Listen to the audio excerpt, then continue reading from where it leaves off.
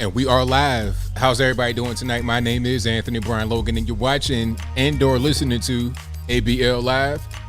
Thank y'all for joining. You could be almost anywhere in the world, but you're right here with me live on the show, and I appreciate y'all for that. We got a whole lot going on all over the internets, all over mainstream media, social media, a little bit of everywhere.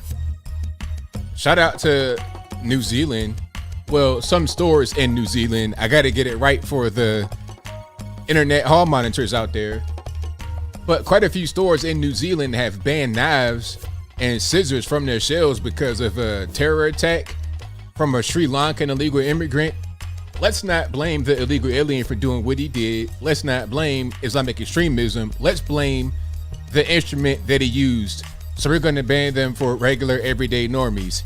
Can you cut your steak? Can you cut paper into paper mache? Do little nice decorations? Can you make Japanese lanterns anymore because some random moron did that with some knives? We'll talk about that in a minute. Also, shout out to the student at Rutgers University out there in New Jersey who was banned from going to online classes because he does not have the shot. Why does it matter if I've not had the shot? I'm not even going to be in classrooms. I'm not going to be on campus. Nor will I be on a dorm room anywhere near campus or in an apartment anywhere near campus. I'm going to be at home over an hour away. What are we talking about? Is it about safety? Is it about security? Is it about health? If it is, I can't tell. We'll talk about those things and a whole lot more on tonight's episode of ABL Live. And I thank y'all again for joining. I appreciate you guys. Yes, I am on time. I see the comments. Yes, I am on time. I'm usually on time, but sometimes I'll just be late. But usually I'm on time. But I'm glad you guys are on time watching the show. If you enjoy what you have heard thus far, if you enjoy the content in general, please give the video a thumbs up. Also, like the video, share the video, do all that good stuff. If you listen on your favorite audio streaming platform, whether it be Google Play, Spotify, Stitcher, Anchor, Apple iTunes, etc., give me a 5-star rating. Give me a review. Do whatever you can on there. I most certainly appreciate you for that. And if you don't know, this show is a podcast and it will be available audio only on your favorite audio streaming platform. Link for that will be in the box, or just go to wherever you listen to podcasts the most and search ABL Live. I should pop right on up.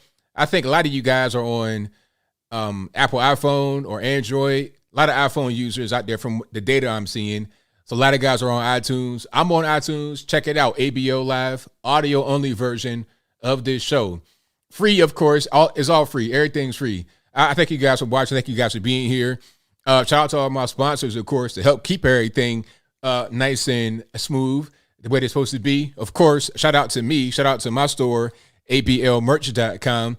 We got hats, t-shirts, stickers, hoodies, and more. And we're developing new merchandise as we speak. I'm going to get some out definitely before the holiday. So it'll be some good holiday gifts. You'll be able to have those way ahead of time. So you won't have anything, dealing with supply chain issues or not being able to get shipped on time. They'll definitely be available for that. Also, ablmerch.com that's that website, but also anthonyblogan.com. Anytime I do a video, I write an article. And in that article, I source everything. So nobody can say that I'm incorrect with what I say. Everything I say is sourced with multiple sources. I do my own independent research, unlike some people, Rolling Stone, cough, cough. Anyway, I'll talk about Rolling Stone a little bit later, but I always do my own independent research to see if what I'm saying is true, if it's false, if there's any more context. I always do my due diligence. And you know what? I'm going to talk about them in a minute. I'm going to get through my sponsors because that right there, that's a pretty hot button issue. But also shout out to bhetdesigns.com, bhetdesigns.com. They do these beautiful handmade wooden flags that are right behind me. You could get one just like this or one that is custom made to yourself over at bhetdesigns.com. A link for them will be in the description box.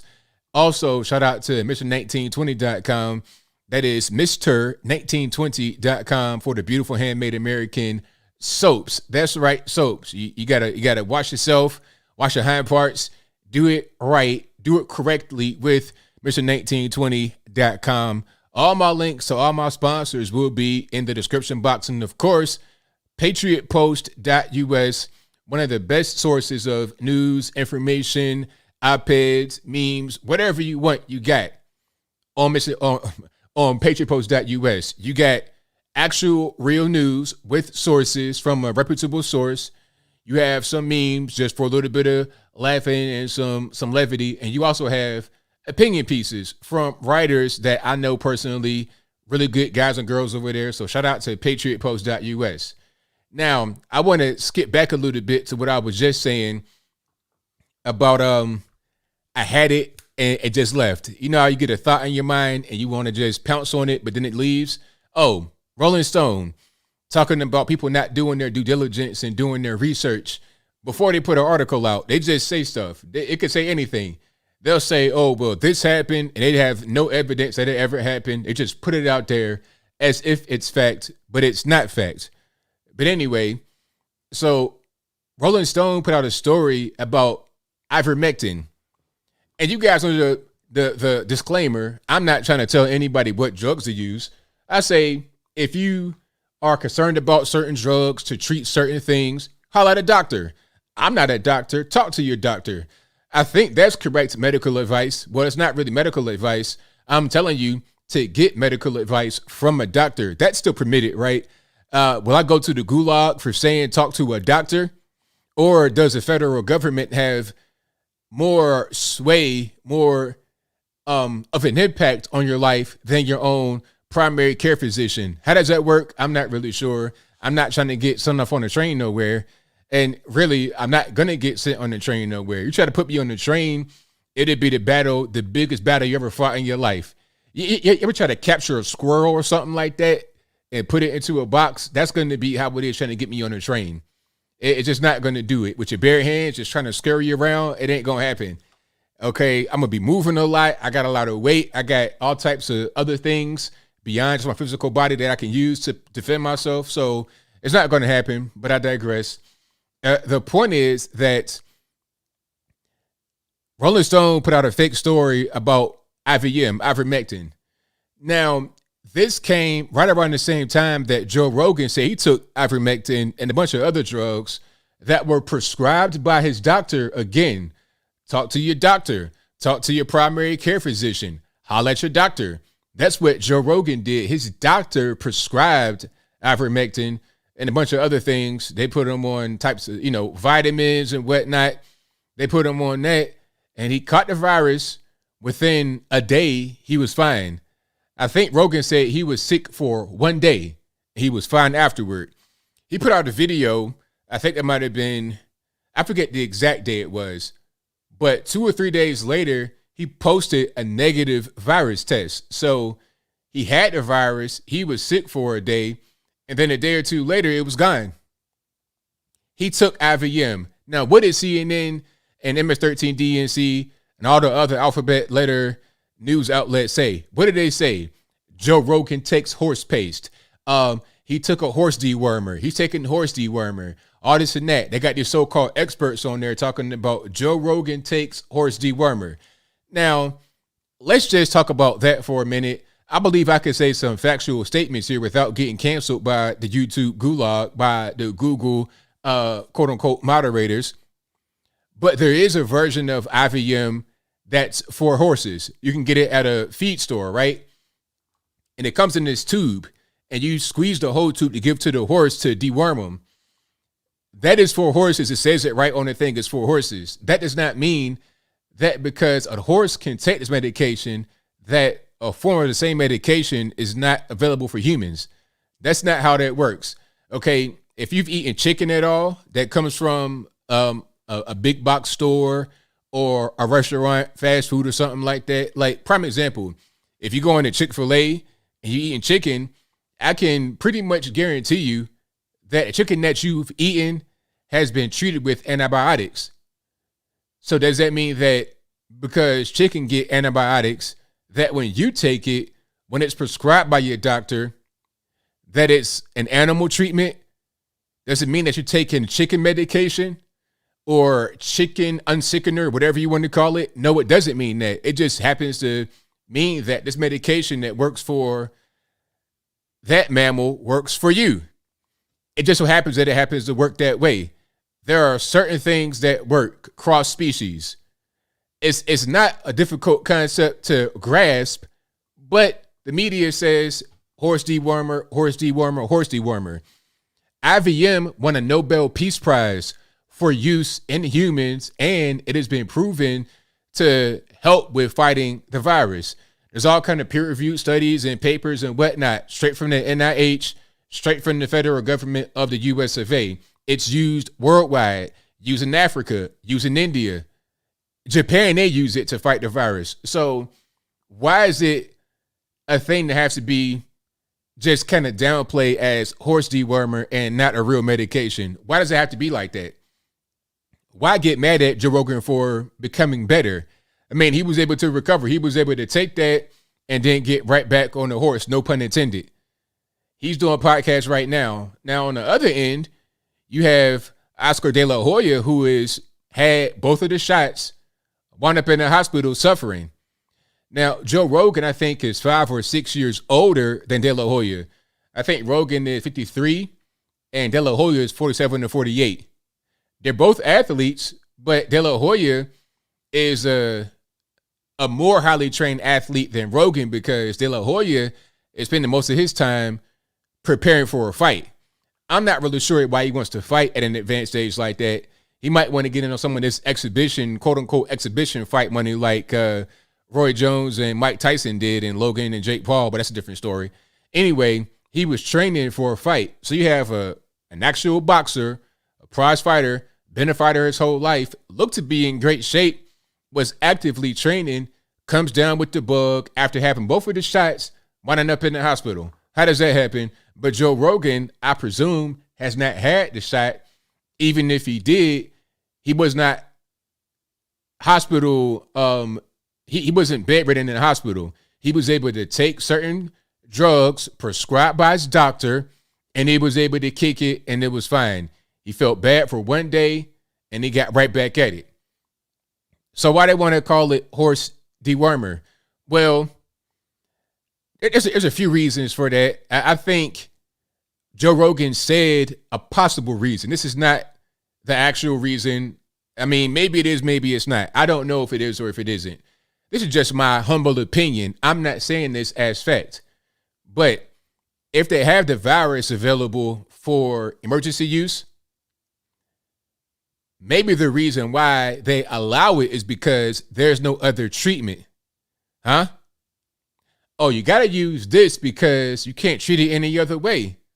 It's an emergency. You got to use this because if you don't use this, what are you going to use? So if you have all these treatments that pop up that happen to be working, that are cheap, been around for a long time, proven to be effective, proven to be safe with minimal to no side effects, then you can't say that you have to have this shot as an emergency. So it can't be approved anymore. Now what do? It's a lot of money tied up in that.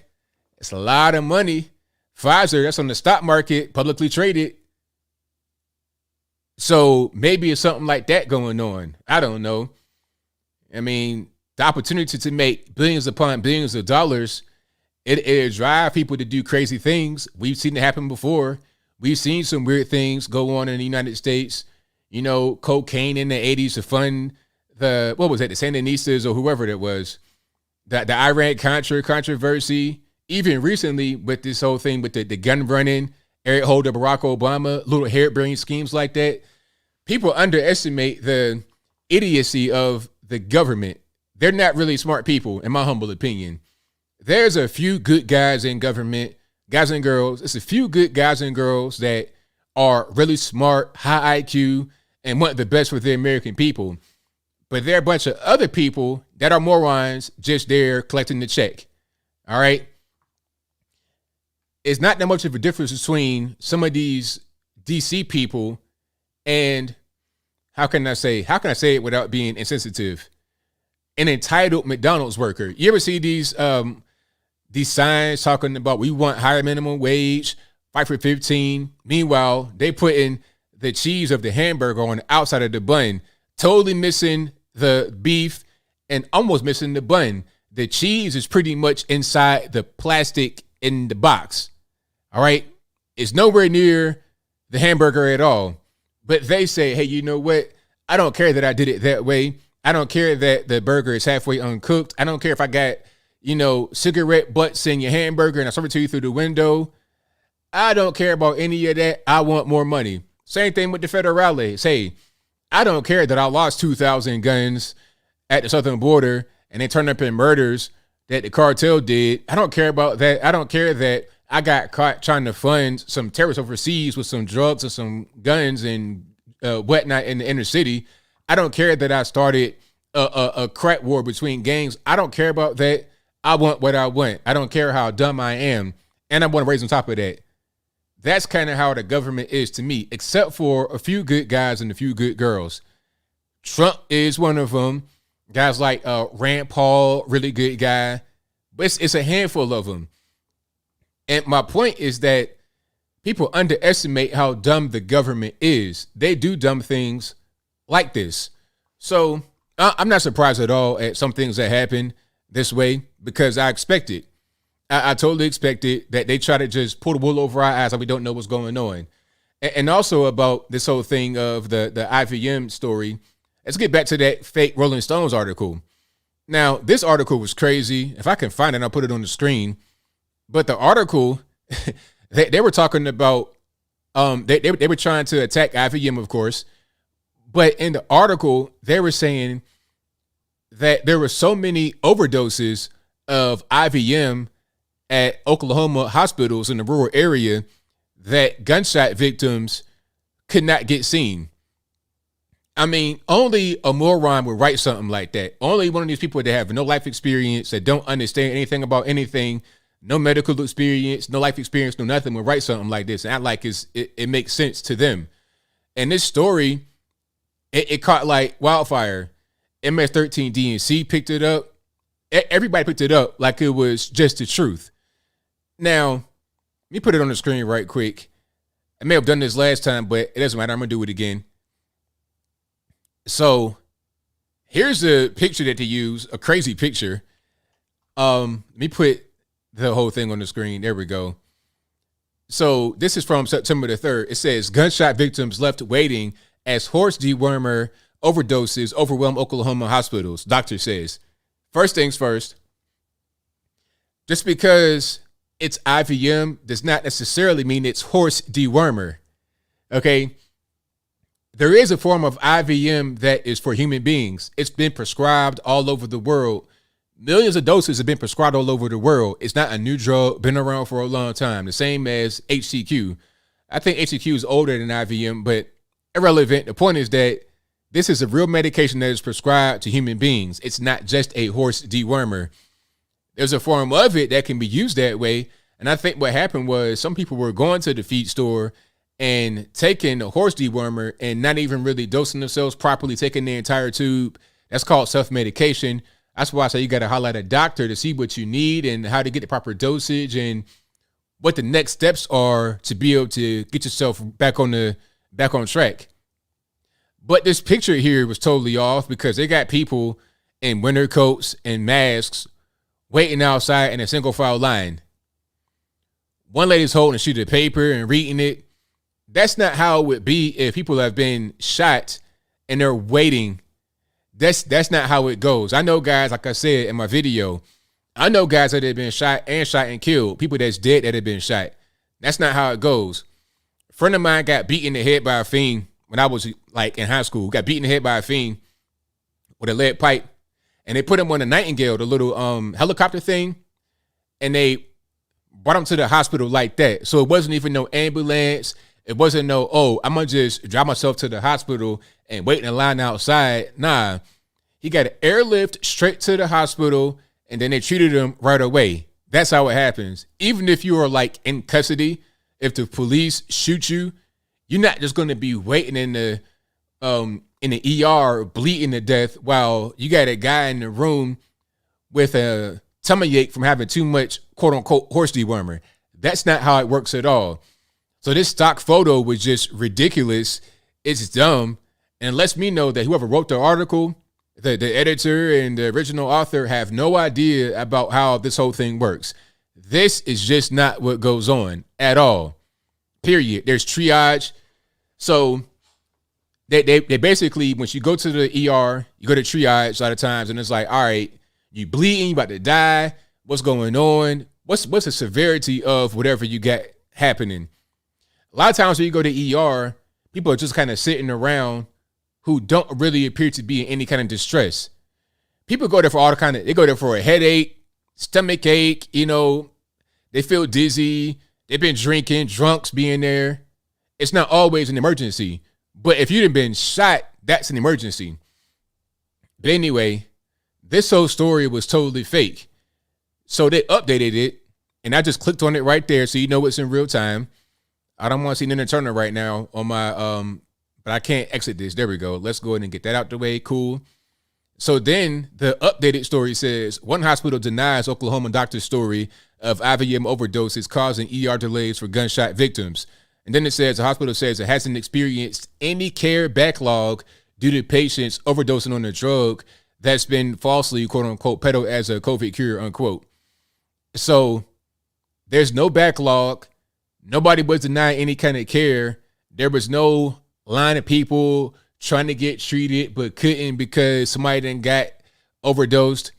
And one thing that I want to point out in this update here, aside from the story being totally fake, talking about the IVM overdoses, they clogging up the ER and the ICU, people can't get treated. That whole story was fake.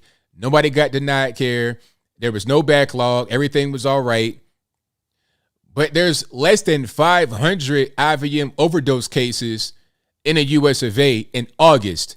So in the entire month of August, there was less than 500 cases of IVM overdose. And when you overdose on the drug, what happens? Do you die? I've not heard about anybody dying from IVM. Maybe they have. If you know about anybody just kicking the bucket and croaking from IVM, overdosing, let me know in the comments below. I've not heard about that. When they say overdose, what does that mean? You doo-dooing too much? Because that's what I hear. Oh, you going to be doo-dooing a lot. Okay, great. Fantastic. That ain't nothing but a, what they call it? I forget the name of the thing. Y'all know what I'm talking about. The thing. A laxative. There we go. A laxative. That's what that is. But let's scroll down. In Oklahoma, there's a 7-day average of 1,528 virus hospitalizations. 7-day average. That's a lot more than 459 for the entirety of the United States in the month of August. So obviously that's not a problem. And there was no data available for how many IVM overdoses were in Oklahoma. But if it's 450 for the whole country in August total, it couldn't have been that many in Oklahoma, but probably one or two, maybe at the most, if any, probably none, because there were no cases at the hospital that the person claimed there was this big backlog. It probably was none in Oklahoma. Probably was none. So what's the reason for all these fake stories? What's the reason for, all of this stuff? Is it because you got to keep this whole thing an emergency and have only one quote unquote treatment, one quote unquote cure for it? Although it's not even working, you got De La Hoya in the hospital with 2 shots. So what's happening? Like, what's really going on? Y'all tell me. I just want to figure out what's happening here. But the moral of the story is the government, they don't know what's going on. They tell you anything. They'll say, yeah, this works, that doesn't work. And then they'll keep changing from day to day. From day to day, they keep changing. They don't know what's going on. And shout out to Anthony Fauci, your man. They have proven that he did fund, well, not him directly out of his own personal pocket, but the NIH funded the Wuhan lab to create the virus that we have right now today. They funded it. But we already knew that. That ain't no revelation. But now we got paperwork and documents that prove it. So when Rand Paul was like, hey, did you guys fund it? Did you guys fund it? In the court, he was like, no, we didn't fund it. We didn't. Well, we have documents that say something else. But again, we already knew that. I've said that a long time ago. I did that story some months ago, if I'm not mistaken, about how Anthony Fauci and the gang funded all of this virus research And the thing about it is, you can have research done at facilities. I'm not necessarily against research being done, but see, the problem is everybody knows about China and how grimy they are, how there's no real medical standards there. They just do whatever they want to do. All right. I was hearing about I heard some horror stories about China from these guys who don't appear to be political. They're just two guys that go to China a lot. I think one guy lived there. He taught English for like 10 years. He just happened to be in China.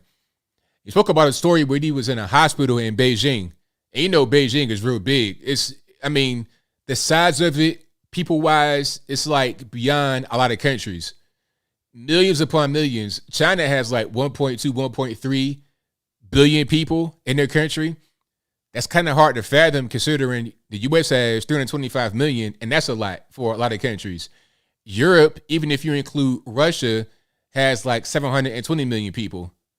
Over that, from UK all the way to Japan, really, and Russia, Siberia, and down to almost like Africa, 720 million. But in China, 1.2 or 1.3, India right around the same. In India, 1.2, 1.3 billion with a B. And it's probably more than that, but you know how they are with the numbers. They don't really want to report everything. But anyway, so the guy went to this big hospital in Beijing. It was so big, it was like a giant train station, like Grand Central, but bigger. And in the entirety of the whole hospital, he couldn't find a bar of soap. A bar of soap, a thing that you would just take for granted, right? Having a bar of soap or a soap dispenser. Nah, it's no soap or nothing like that. Now, they talk about how advanced they are and how high tech they are, but they don't even understand basic germ theory. You got to wash your hands before you do an operation. If you're using the restroom and whatnot, if you're in the hospital, you have a lot of viruses going around, a lot of sick people floating everywhere. Might want to wash your hands after you use the bathroom or just in general. Couldn't find a bar of soap throughout the entire hospital. The bathroom's filthy, stuff just hanging down. There was one room he was in, and he saw this dark mark that went from the side of the bed he was sitting on up the wall. And what he figured out was there was probably operation going on right there, and then an incision was made, and the blood sprayed up on the wall, and they left it there. Just disgusting, just nasty. You know, so people say, oh, China's so advanced, China's the future. Well, how about getting a bar of soap or some toilet paper or some basic first world things in a place like Beijing, at least? I can understand if it's like the countryside or Tibet somewhere, but Beijing, come on. So if you go there as a tourist going to, first world city and a faraway place, far east, and you must run to get an injury, well, Godspeed, because it's going to be, it might get really weird for you in there trying to get some medical attention. But that was his experience in China. It's not very clean. The medical areas are not tended to very well. And another guy, it might have been the same guy, he did some medical work up there. I think he was trying to be a doctor or some kind of research aid. I'm not sure what it's called. But he finds himself in a place where they're doing this mRNA research. And they were putting stuff on slides to look at through microscope. And you have to have a special kind of cleaner to remove this substance from the slide when you're done. And the cleaner wasn't there. And because of the way China is, where you got to have face. So an example of that is the guy who was administering this class, a guy who was running the class, didn't have any of this stuff that the white guy, of course, from America was saying, hey, you got to have this stuff. Where is it at? So the Chinese guy is taking offense because how dare you speak to me like this? You're the student, I'm the teacher. So I got to save face. So rather than just taking your advice and getting this important cleaner to clean down this mRNA, I'm going to just not do it and I'm going to punish you for it. You see what I'm saying? So that kind of stuff goes on in China. So why would you not expect it to happen at a place like the Wuhan Virology Institute? That's probably what happened. No quality control, people wanting to save face, not really caring about the details, and voila, you got a virus hits the whole world. I don't think it was done on purpose because they got their own country sick. If you're trying to hurt others, why hurt your own self at first? It makes no sense to me. If it's a direct attack from China, you wouldn't know it came from them. It'll appear all of a sudden, you like, hey, where'd this come from? It wouldn't be so obvious the way that it was. I think they did it on accident because of the lack of quality control in China. So why would you give them all this money knowing how bad they are? See, it's negligence on the part of the U.S. government and the Fauci crew and China. But we already knew China was not going to be very good with what they're doing. We knew that they were dangerous. We knew that this could happen because of the way things are in China. Their culture, their lack of quality control, their lack of cleanliness in medical areas. But hey, it is what it is. And the scary part is that we still get a lot of medical stuff from them. Do you trust it? I just saw where they said in Japan there was a bunch of metal shards, stainless steel, pardon me, in some of the shots that they got. So they had to destroy like millions of doses. If you want to get it, go ahead, but I don't know. I'm just saying. You're So Cool says, ABL, since when does Chi Town care about their own population? Well, yeah, you got a point. Okay, you have a point. But my thing is, they hurt their own people, so it was obvious that it came from them. And they were trying to cover it up afterward, talking about, oh, no, it didn't come from us, and it came from the West. If they were trying to hurt us intentionally with the virus, it would have just popped up randomly in the U.S. without us knowing where it came from. They would have sent some patsy, some American back to the U.S. and have them spread it. Or it would have been more covert than, all right, we're going to get sick, put the videos on TikTok or Douyin, whatever they got, and then you guys get it, and then you blame us for giving it to you. You see what I'm saying? They would not want that obvious paper trail that they left. But if you enjoy what you're hearing so far tonight, go ahead and give the video a thumbs up. Also, like the video, share the video, do all that good stuff. Now, speaking about the virus, shout out to the student at Rutgers University in New Jersey. So my man, he goes to his computer. He's logging on to his campus email address, to his college email address, and he's trying to pay his tuition. But he's blocked out. He can't access his email. He can't pay his tuition. So he's like, hey, what's going on here? Why can't I pay my tuition? Why can't I get into my email? Well, they blocked him out because he did not get the vax. There's a vax requirement, and if you don't comply, you can't go to the school at all. You can't even give them money to go to the school. Now, I support that part, I suppose. Like, at least they won't rob you and then be like, okay, you can't go. You see what I'm saying? So I guess that's, a positive part of that.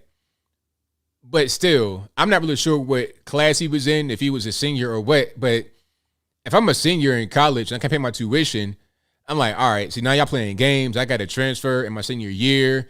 Everything might not transfer properly. I may need to spend more time. Y'all are playing games. And I feel like it's a scam to a certain extent. And then using this right here, this whole virus thing, as an excuse. It reminds me of my horror story from when I was in college.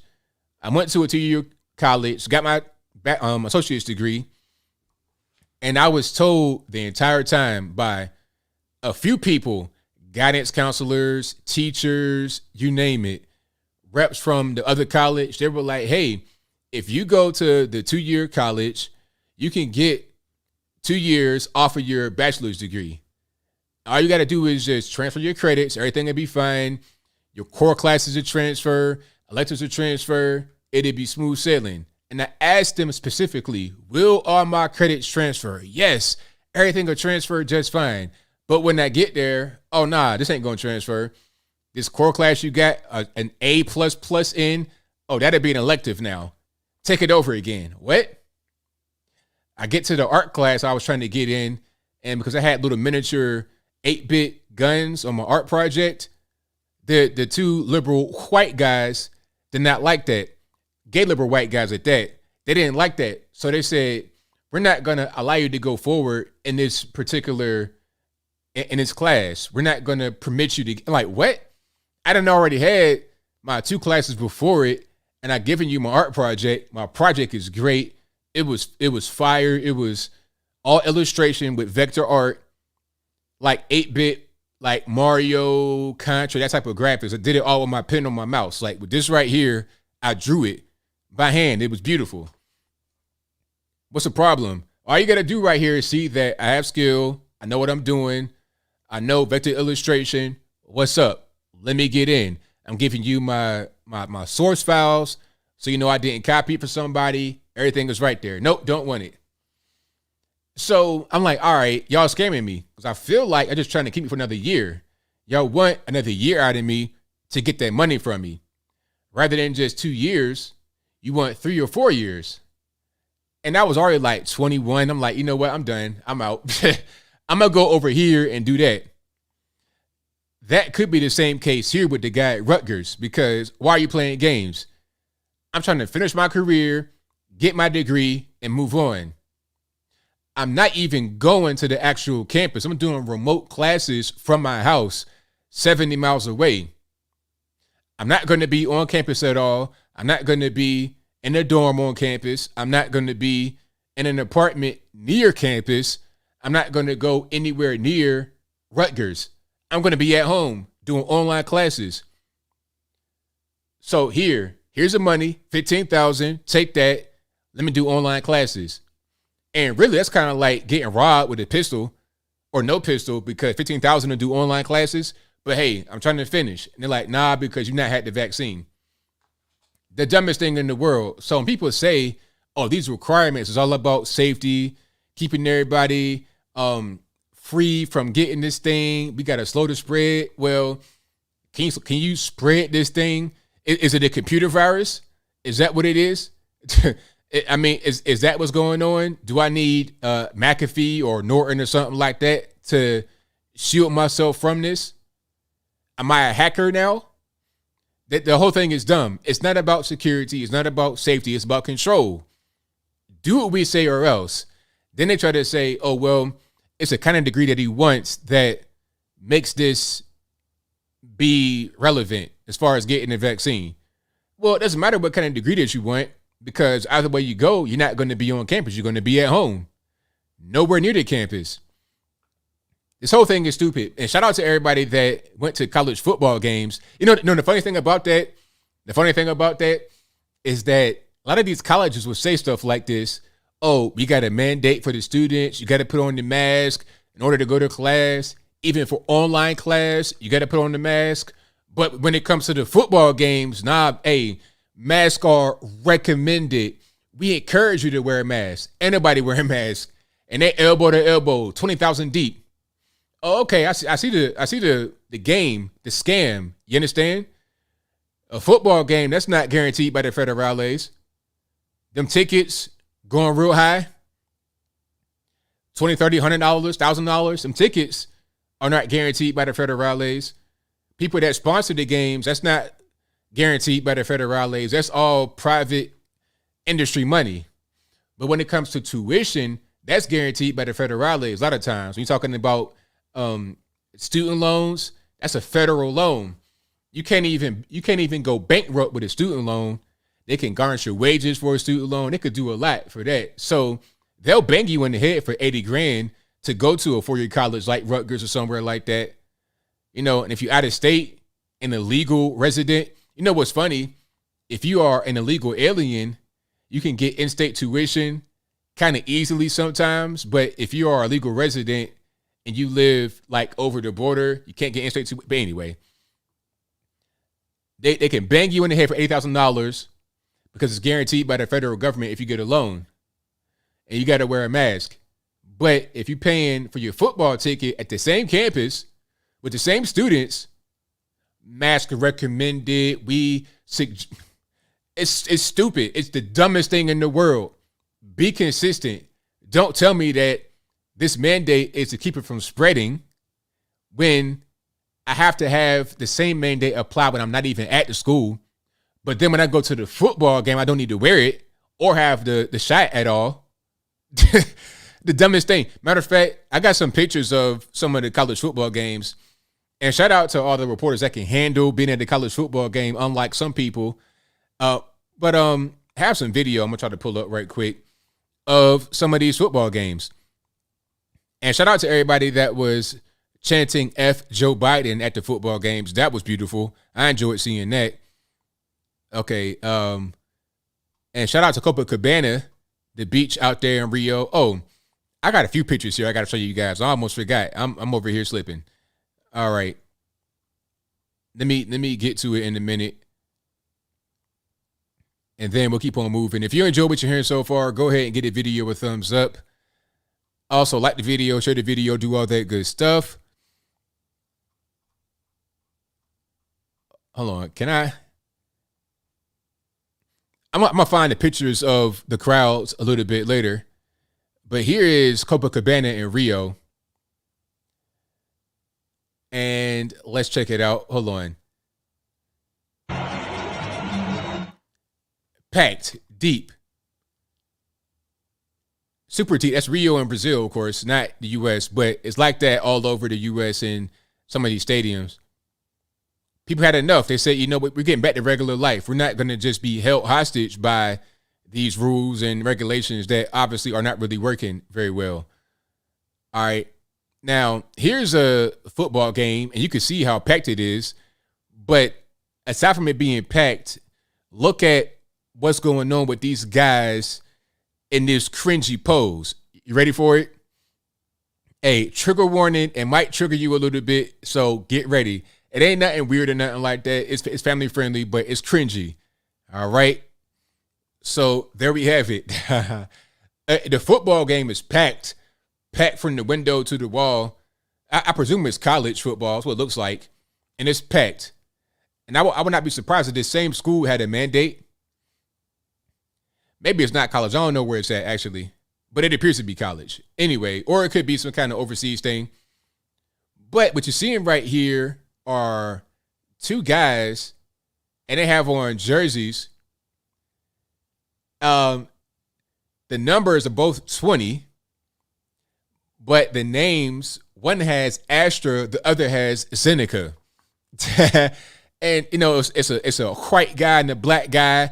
And they got the 1994 sitcom pose. They got that going on, but they got their backs turned to the camera. So cringy, so corny. I'm talking about if there was any level of cringe, it'd be through the roof, beyond the reader, off the scale. This is super cringe.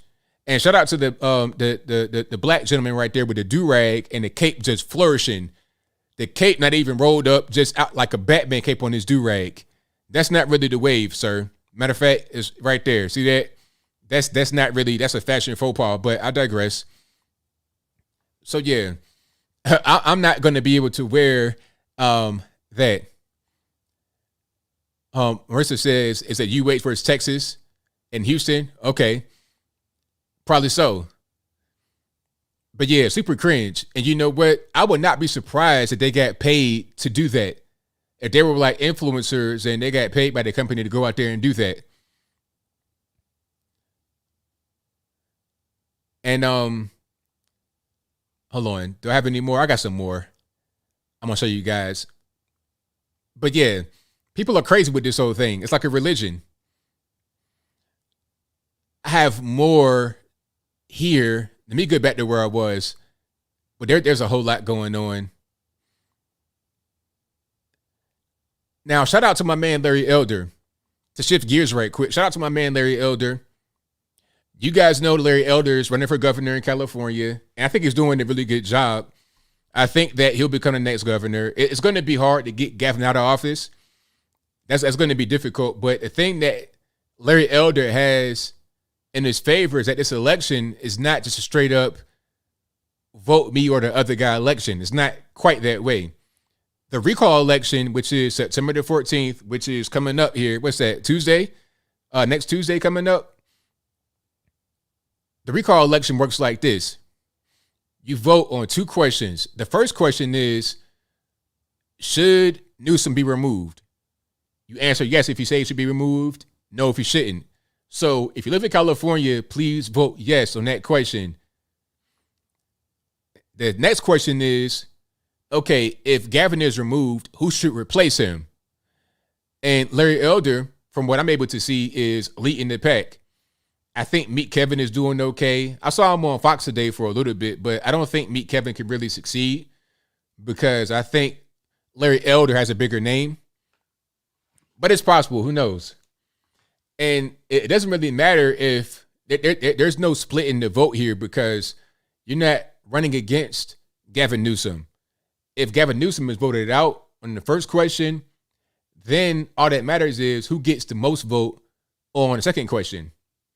So Larry Elder could get 10% of the vote and have one more vote than the next guy, and he become the next governor. So he has a good chance of being able to succeed that way. But a lot of people don't want to see him succeed. There's all kind of hit pieces. LA Times really been, dragging him in the mud, talking about his ex-girlfriend, said he pulled a gun on her, threatened her, and all types of weird stuff, talking about he's the black face of white supremacy. All kind of hit pieces at Larry Elder, just back to back to back, right?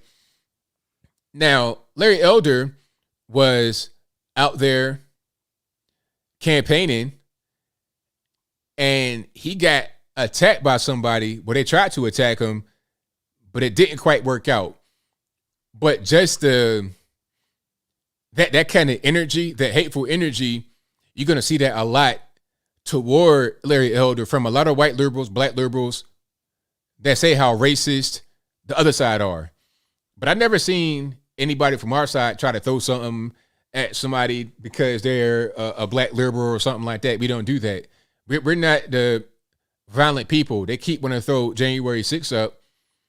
But how many riots have the left done? Hundreds in 1 year compared to one episode of Unruly Tourists. That's what it was. But anyway, so here's video of Larry Elder. And again, he's walking in California. It's in LA, matter of fact. And the woman, white liberal, has on a monkey mask.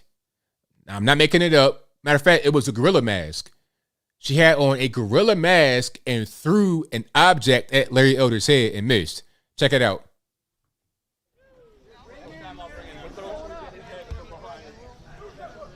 So she pulls up on the bike on the right side of the screen, on my right, and Larry's just walking center frame, hands kind of like interlocked, right in front of him, kind of like Ben Carson-esque, just chilling. I'm talking about Zen Nirvana stage, just minding his business, suit tie, doing this thing, walking through the community, right? And here comes the screecher with a gorilla mask on, a white female liberal. And she threw an object right at his head and missed. And she was like at point blank range. Let's run it back right quick in case she missed it. So you can see it right there. The object, it whizzed right past, and she's looking right at him. And the gorilla mask has on pink hair. I mean, imagine that. Imagine that. So is there a message there? Obviously, yes, there is.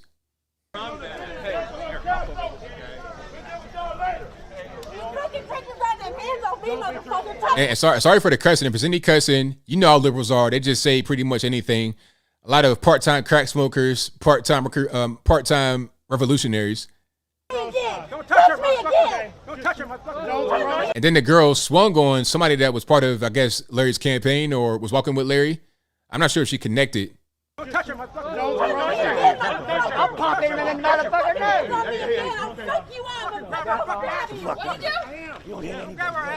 Here comes a white guy that appears to be completely on drugs. I mean, if meth had a face, it'd be this guy right here, growling all in his face, Just really random.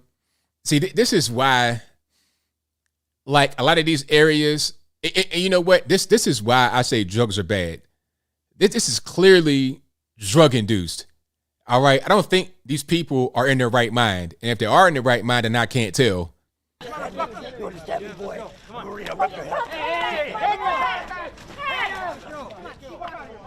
Fuck with me, boy. Now the whole time, Larry Elder keep on walking. It's a vehicle right there he's getting into. He's just hands on the lock, keeping on walking. You get that sorry piece of shit out of here. Hey, Michael, stop. So now at this point, he's in the car. He's good to go. So Larry Elder's totally safe. He's good. But this is very typical. This is how the left is. You saw that a lot in the 60s when you had busing going on and people would be getting spit on and whatnot. The black folks and the white folks didn't want them there. That's the same exact thing that they do today. But what do they say? Oh, it's you guys that are the racists. It's you guys that hate blacks. It's you guys that are intolerant. You know, look, when I was a young man working in Old Country Buffet, we had these gigantic transgenders came in there. I'm talking about these dudes were humongous. 7 foot tall each. I'm not making it up. These dudes were, I'm 6'3", 215. And back then I was like 6'3", 250. These guys, I'm looking like this. These dudes were humongous. I'm talking looking like Dolly Parton. Like the girls you would see on Instagram right now with all this extra stuff, the Brazilian, they look like that, but they were probably about 400 pounds. And they look like, they kind of like a cross between Dolly Parton and The Rock, but 7 feet tall. Now, am I going to throw things at them or treat them bad? No. I'm going to look and be like, you know, you bought 1,000 feet tall and you look kind of crazy, but I'm not going to do nothing to you. But these guys, they want to attack you just because you're different. I'm not going to attack you. I ain't going to do nothing like that. Now, if you want to attack somebody else, or if you want to attack me, then hey, we can fight. You know, you might think you're a female. Your new name might be Monroe Blaze or whatever. That's fine, but check it out. You're still a man. You can still catch these hands, but I'll move on. My point is that I'm a peaceful guy. I'm a talk to somebody. I'm not going to try to attack them, but I'm always defend myself. Larry Elder was walking, minding his business, and he's getting attacked, unwarranted. And he was so classy, didn't say a word, just went to his car and left. Oh, yeah, and you know what? The person that threw the object should be arrested, but hey, it's California, it's Los Angeles. If you could smoke crack in front of kids and there's no problem, then why would you get arrested for throwing something at a man? You see what I'm saying? And that's the problem. Some of the more minor things don't get prosecuted, don't even get brought before a judge. There's no arresting, and it just keeps on going on. It keeps on happening. Oh, of course, mainstream media will just ignore that story. Robert says, have I seen what Jimmy Kimmel said about unvaccinated people and how they don't deserve a hospital bed or ICU bed? Well, the thing about that is it doesn't make any sense. People just repeat the same old thing over and over again, and they don't think about it. They just repeat it because it sounds good to them, but they are not thinking about what it really means. If someone says that if you don't have the shot, you don't deserve an ICU bed, what about those who do have the shot and they go to ICU? Should they not get it? So it's only reserved for those who have the shot. But if you can't get the shot, what if you have a doctor that says don't get it? And how about those that do other things that you think, in Kimmel's case, that Kimmel thinks you shouldn't be doing? If Kimmel thinks you shouldn't be unvaccinated, therefore you shouldn't get an ICU bed once you go, or if you go, then how about anything else? How about, shooting heroin? I think you should not shoot heroin. I think you should not smoke crack. I think you should not be drinking and driving, drinking behind the wheel, obviously. I think you shouldn't commit crime. You shouldn't shoot people and then have to get shot by the police. But I'm not going to say you shouldn't be treated just like everybody else. You can be in custody after you got shot by another gangbanger. You active gangbanger. You coming in there with colors on. You got gang tattoos. You're a known active gangbanger. They saw you on camera. You shot the other person first. Y'all shot each other. Y'all both get treated at the same hospital, probably. I mean, if you are a doctor or a nurse, you're not supposed to judge. You just do your job and that's it. Now, as far as any kind of judgment or penalty, that's for the court to decide, not you as a healthcare provider or as a normie on the outside looking in, talking about who should get treated and who shouldn't. But that's just really what that is. That's leftists trying to scare you into getting the vaccine, because when they say something like that, people may think, oh, will I not get treated? Will I not be able to get someone to help me if I'm in a bad situation? So they go out there and get it out of fear. But then when they get injured, if they get injured, it won't be anybody there to help them at that point. It's like, oh, nah, that's just, it's a rare case. You'll be all right. Here you are with a cane trying to struggle to walk. Oh, you'll be all right. Rare case. But before that, it was get the shot, you'll be all right. But then when you're not all right, oh, no, you're all right. It's fine. It's cool. That's how they do. Always playing games. Labrador Bull says, wait, that guy riding the bike with people here was wearing a mask? and that was a young lady, too. But you know what? I don't want to assume their gender, because these people have no genders anymore. They feel like they're just kind of like genderless space aliens. I don't know what they want to call themselves now. But that did appear to be a young lady from what I'm able to see.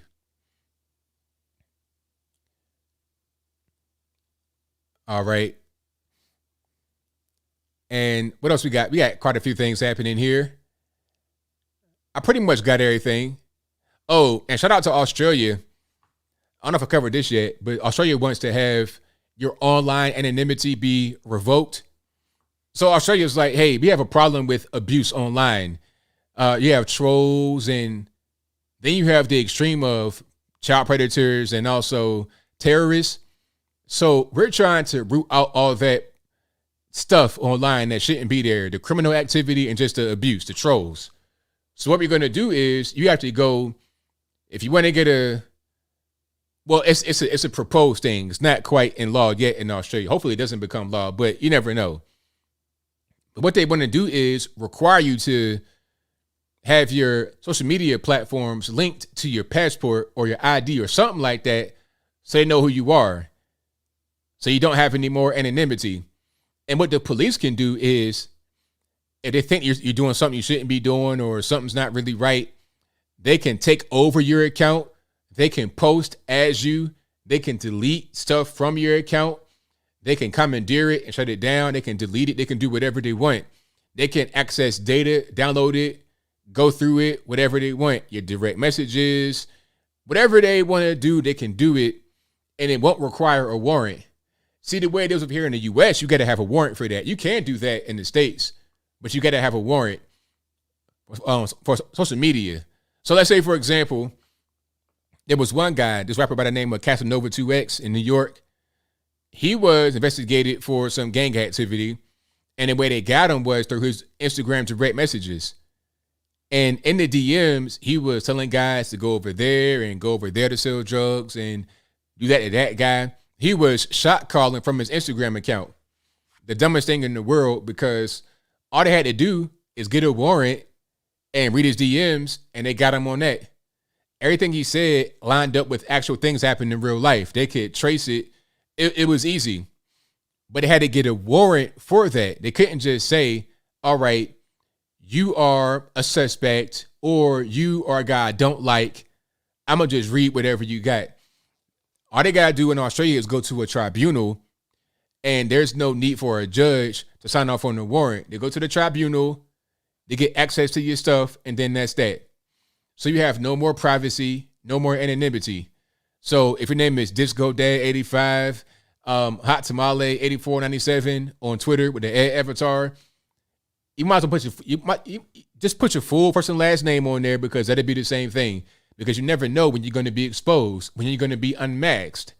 And like I said, they're doing that here in the States a little bit, but it's not quite as blatant. Okay? We saw it with people that actually commit crimes, and there's a warrant. And also for guys that have not committed crimes with no warrant, like Tucker Carlson. Remember that whole situation where they said that he was trying to contact Vladimir Putin for an interview. He was emailing guys that had Russian contacts here in the States, but the State Department or whoever, they were spying on them. They were spying on those guys. And as a result of their spying on them, they read their email. Here comes Tucker Carlson's emails. Here comes this email talking about, hey, let's talk to Vladimir Putin or whatever. So they were able to capture that information, and then they leaked it to the media. They can say they weren't trying to spy on him. He was not the primary target, but they did spy on him through kind of like by proxy. They spied on him. That happens here with no warrant, but never a direct, I'm going to spy on you straight away. Well, sometimes, usually not for the average normie. So hopefully that is not passed in Australia or anywhere else, because even though I don't like trolls, at the same time, I'm not going to try to dox them. You know, you can be a troll. That shouldn't be a criminal offense. You know, I should have the right to be able to block you or just not pay you any attention, not bring you up on charges, because I ain't talking about, hey, if you say something crazy online, you might get brought up on charges, maybe criminal or civil. It could be some type of libel, slander, maybe even a criminal charge, depending upon what you say or what you do. People take our rights for granted over here in the U.S. Freedom of speech, Second Amendment. We are unique in that right. Not everyone has that right. It's something that's really hard to get, but we got it over here. And we got to maintain it. Don't let them take it away. Don't say, oh, it's just one little thing. They'll chip away. And before you know it, it's gone. It's totally finished. Patriot Act. Yeah, you're right about that. Patriot Act. That's right. That's right. That's a good question. How did they define a troll? How did they define abuse? I don't know. It could be anybody they don't like. Just like today, I got banned from Facebook for 7 days. I hate Facebook, by the way. You know, I try to stay on there because if you could unlock Facebook, you'll be doing good. As far as social media, you get a big reach. You can reach an older crowd that way. But I kind of want to give up on that platform, not anywhere else. Instagram is actually okay, although it's also Facebook. But Facebook itself sucks. But here's what I said. This comment right here, I'm going to put it up on the screen. I got a 7-day ban for this, and you never guess. And you know what? Before I even put the comment down, I was like, man, I'm about to get banned, because I know that when you deal with some of these leftist people, the same ones that say Black Lives Matter, hands up, don't shoot, defunding the police, they will tell on you in the New York Minute for the smallest things. Now, here's what I put up. Let me put it on the screen. Okay, so what I said was, I am not a middle-aged leftist weirdo like you. That right there, that comment, nothing else, no cussing, no nothing, a 7-day suspension. 1 week for that. That's all I said. Now, I done been called all types of N-words and self-hater and every other racial slur in the world. I ain't snitch on nobody. For what? I feel like you could say more than that in elementary school and not even get in trouble. You won't even get in trouble. You won't even get a bad mark on your little sheet for the day. It's nothing. That's nothing. They're so soft. That's why I think they want to have an overbearing government, because they're soft. They're soft, or they just want to attack you because of your political beliefs. But yeah, that right there is what I got. Facebook totally sucks. It really does. All I said, no cussing. I never cuss at nobody. But I learned that I can't really just do stuff like that on Facebook. I'm not going to. I'll focus on YouTube, Instagram, Twitter, and my own website. Really, my own website, my own stuff. Because even with alternative media, sometimes it's not, they got their own issues. I focus on my own website and being on the biggest platforms to reach the most people, but not really worried about Facebook because they just, and I can't really get traction. So I'm just like, you know what? Forget it. Forget it. All right. Exactly, Boomhauer. That's what I said. It's the truth. I'm not a middle-aged leftist. So I tell the truth and whatever. It is what it is. All right. So what else I got going on? Is that it for the topics? I got a few more things we get into once we get to the calls. But let's get to the super chats. And the number to call is 434-658-1220. Again, 434-658-1220. I'll get to the calls in a minute. Y'all just hang tight. Let me get straight away to where I got to go first. And shout out to my man, Matt Walsh, for keeping it real, talking about the female reporters. I mean, I don't know about y'all, but I enjoy sports. I like watching football games sometimes. I'm really a basketball guy, and you guys know that if you see me talk before on live streams. I'm a big basketball guy. So if you're talking about color commentators, they got to be talented, like a Marv Albert type person, and or former NBA players, Reggie Miller, people like that. I even like Bill Walton. A lot of guys don't like. I like Bill Walton. Throw it down, big man. I like Bill Walton. Anyway, I want those guys to be calling the NBA game. I don't want these soccer moms calling the NBA game or doing the sideline reporting or doing the show like from ESPN. Rachel Nichols, hated her. I never liked her throughout her entire career on ESPN. I didn't like. It was weird. It's like, okay, maybe you could do an underwater basket weaving color commentary about that. You know, she weaved that basket really fast. It was beautiful craftswomanship, whatever you want to call it. That's great. But a basketball game or a football game, and a young lady was calling this. She was outside at the concourse, outside of a Georgia Clemson college football game, and couldn't handle it. Was about to break down in tears. It's like, you have to understand that you're going to have people at a college game that are going to be rowdy. They're going to be rowdy. They're going to be kind of screaming and hollering. That's just what it is. Matter of fact, let's pull up the video. I think Matt Walsh, shout out to Matt Walsh from Daily Wire. He did a video on it, and he has some of the video in his video. So let's put it on the screen right quick. Turn it down a little bit. So I forget her name. What is her name? Her name is, I forgot. I don't know. It's not really important for this. But anyway, let's get to it. Hello. Please don't touch me. So if you don't know what's going on, if you can't see the screen, she looks like she's getting ready for a shot. And in between the shots, they're still recording. She's like on her phone looking at stuff. And the camera is set up right inside the stadium, right on the concourse, right when you get ready to go into the stadium or leave. Right by the concessions or whatever. She's just chilling. And fans are walking by. Clemson people walking by in their orange. And Georgia won, so they're going to come by very excited. Here comes a guy right there just kind of like parking right beside her, not saying a word, just standing in the camera. Excuse you.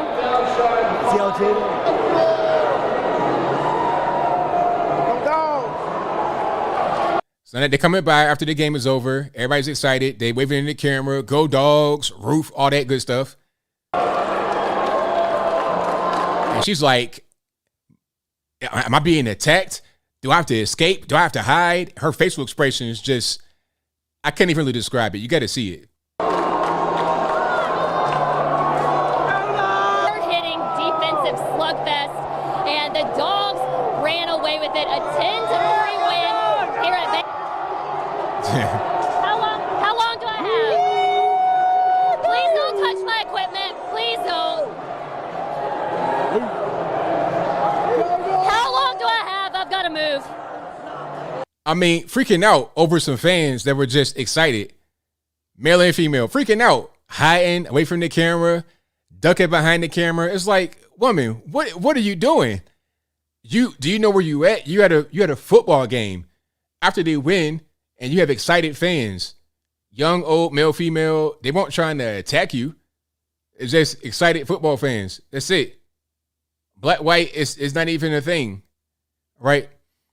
Now, there was a guy, a male, who did very well in a situation like that. Let me see if I can find that right quick. I'll put it on the screen. And if you've seen my video I did on that, then you would have seen that particular video as well. I think Matt Walsh had it in his video too. But I'm going to put it up right here so you guys can see it. Because you handle your stuff this way. This, in my humble opinion, is much, much better. All right, here we go. There we go. Well, it's been 644 days since the last time Williams Price. Now, this guy is in the middle of a bunch of fans. They got beers. My man right here got a beer in the hand. Screaming, mouth all the way open, crazy mustache. I think he's also at a college football environment. I think he's at South Carolina. Shout out to the Gamecocks.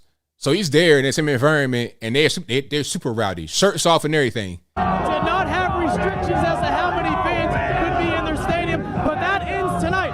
And while that ends, a new chapter begins as Shane Beamer begins his new era as the head football coach at the University of South Carolina. Hello, everyone, and welcome to the Frat Lots here at the University of South Carolina. I'm Mike Cuba, and it is game day, something Gamecock fans have been waiting for quite some time. And look, there's a lot of storylines we could talk about. We could talk about how Shane Beamer. So, I mean, he's like a champ. He's matching the energy level. He's not getting rattled. He's just walking through the crowd, doing this story. He's not hiding, trying to duck and, trying to evade from gunshot fire. He's just enjoying the crowd, feeding off of their energy, doing what you should be doing out there at a college crowd, right? So when Matt Walsh says, hey, I'm not sure we need to have so many women out here doing the reporting, you're talking about stuff like that. And you have a lot of good female reporters, but sometimes the environment may not be the best for women. Just like sometimes you might have a good environment for men. It's like with the whole B spot thing. Remember that? Where you had this dude in there swinging his stuff around in front of little girls, and it's like, wait a minute. Okay, you're in a female space. Maybe you shouldn't be a male in here. Okay, let's have women in a space for women, men in a space for men. Now, I'm not saying we got to be Taliban with the beekeeper outfit with the mailbox slot right there. I'm not trying to say that. But at a certain point, let's just do things that make sense. Let's send those who are best suited for the job to the job, not just because they fit a particular identity mark. Because there could be a woman that can handle the crowd like that, like the young man did. But you wouldn't have put her out there just because. Why? It's dumb. So shout out to the reporters that can do their job very well. And shout out to the executives that make the right decisions, putting people where they're able to succeed rather than throwing them out there where they can't really succeed. They got to hide. Don't touch me. It's crazy. Exactly, Kat. Kat says, as a female myself, I could never stand females covering sports events. Thank you. There we go. Right on point. Right on point. It's easy breezy. Just like when I watch HGTV, and don't judge me, I do watch HGTV. I like home improvement and stuff like that. I'm Tim the two-man ABL, but anyway, when I watch that show, I see gender roles right there. It's always the male that's doing a lot of the heavy lifting, a lot of the heavy work, and the female's doing the decoration. That's always how it is. Those are the best shows. That's usually how it works all the time. The guy's a contractor. He's in there doing the grunt work, and the young lady is in there putting the woman's touch on it. Perfect peanut butter and jelly, yin and yang. That's how it's supposed to be, in my humble opinion. Now, are there some good female contractors? Of course. Are there some good male decorators? Of course. But generally, that's not how it goes. Just like there are some male nurses, and there's some very good male nurses, but 90% of them are women for a reason. But I digress. I don't want to get too far down that rabbit hole, so I'll move on. All right. Let's go ahead and get to some supers here. And thank y'all again for watching. I appreciate you guys. You guys are the best. Couldn't do it without y'all. I'll get to the calls a little bit later. Y'all just hang tight for that.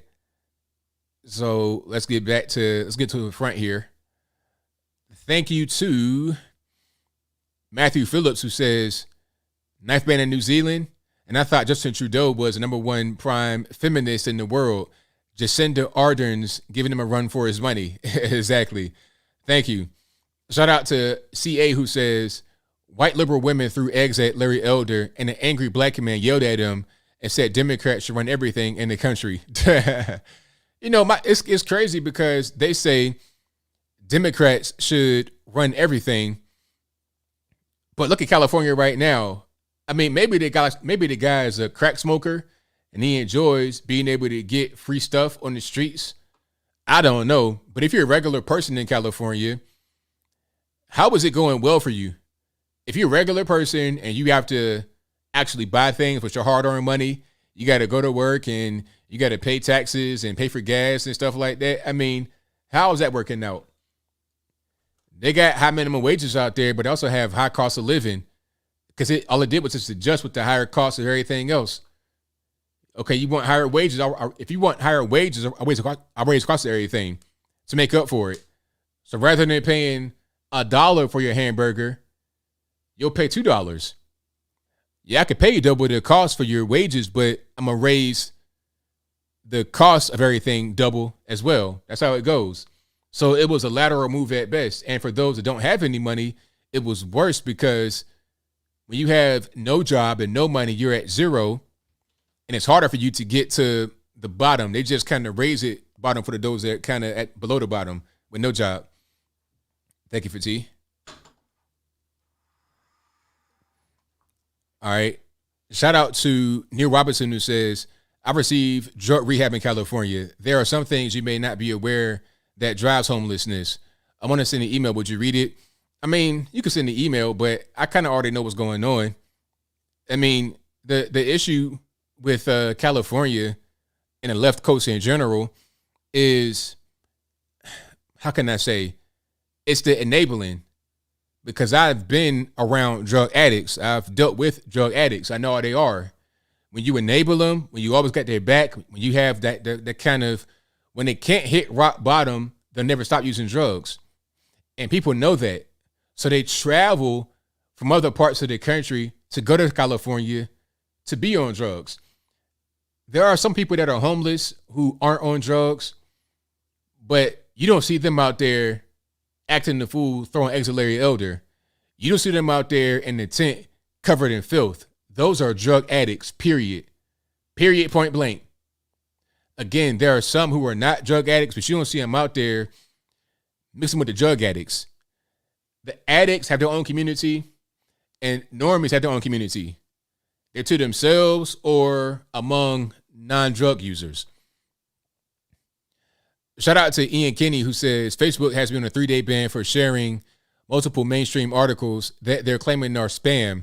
One article is actually from the American Journal of Therapeutics, .gov.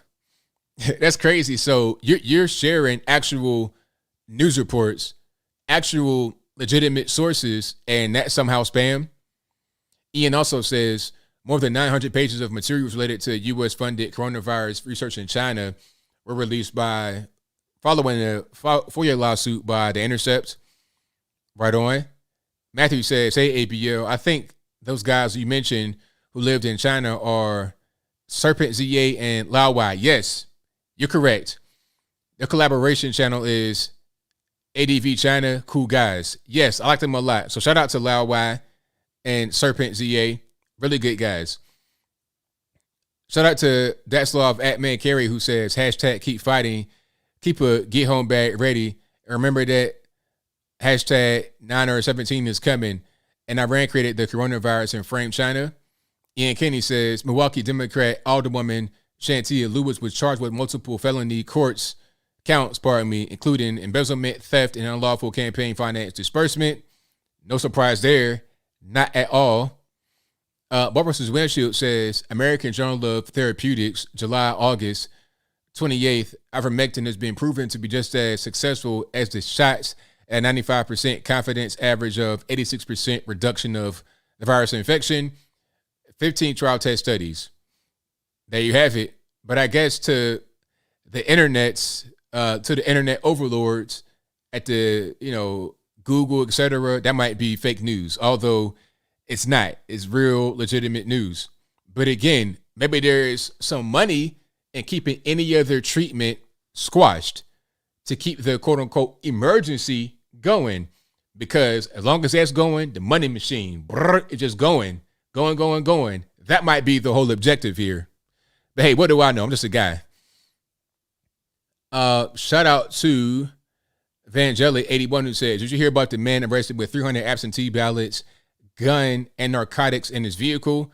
But election fraud is basically non-existent, right? Exactly. That's what they say. My question about election fraud was always, how can they say it doesn't exist if they can't catch it? How do you know that it's not existent? You don't know what's going on because you don't catch it.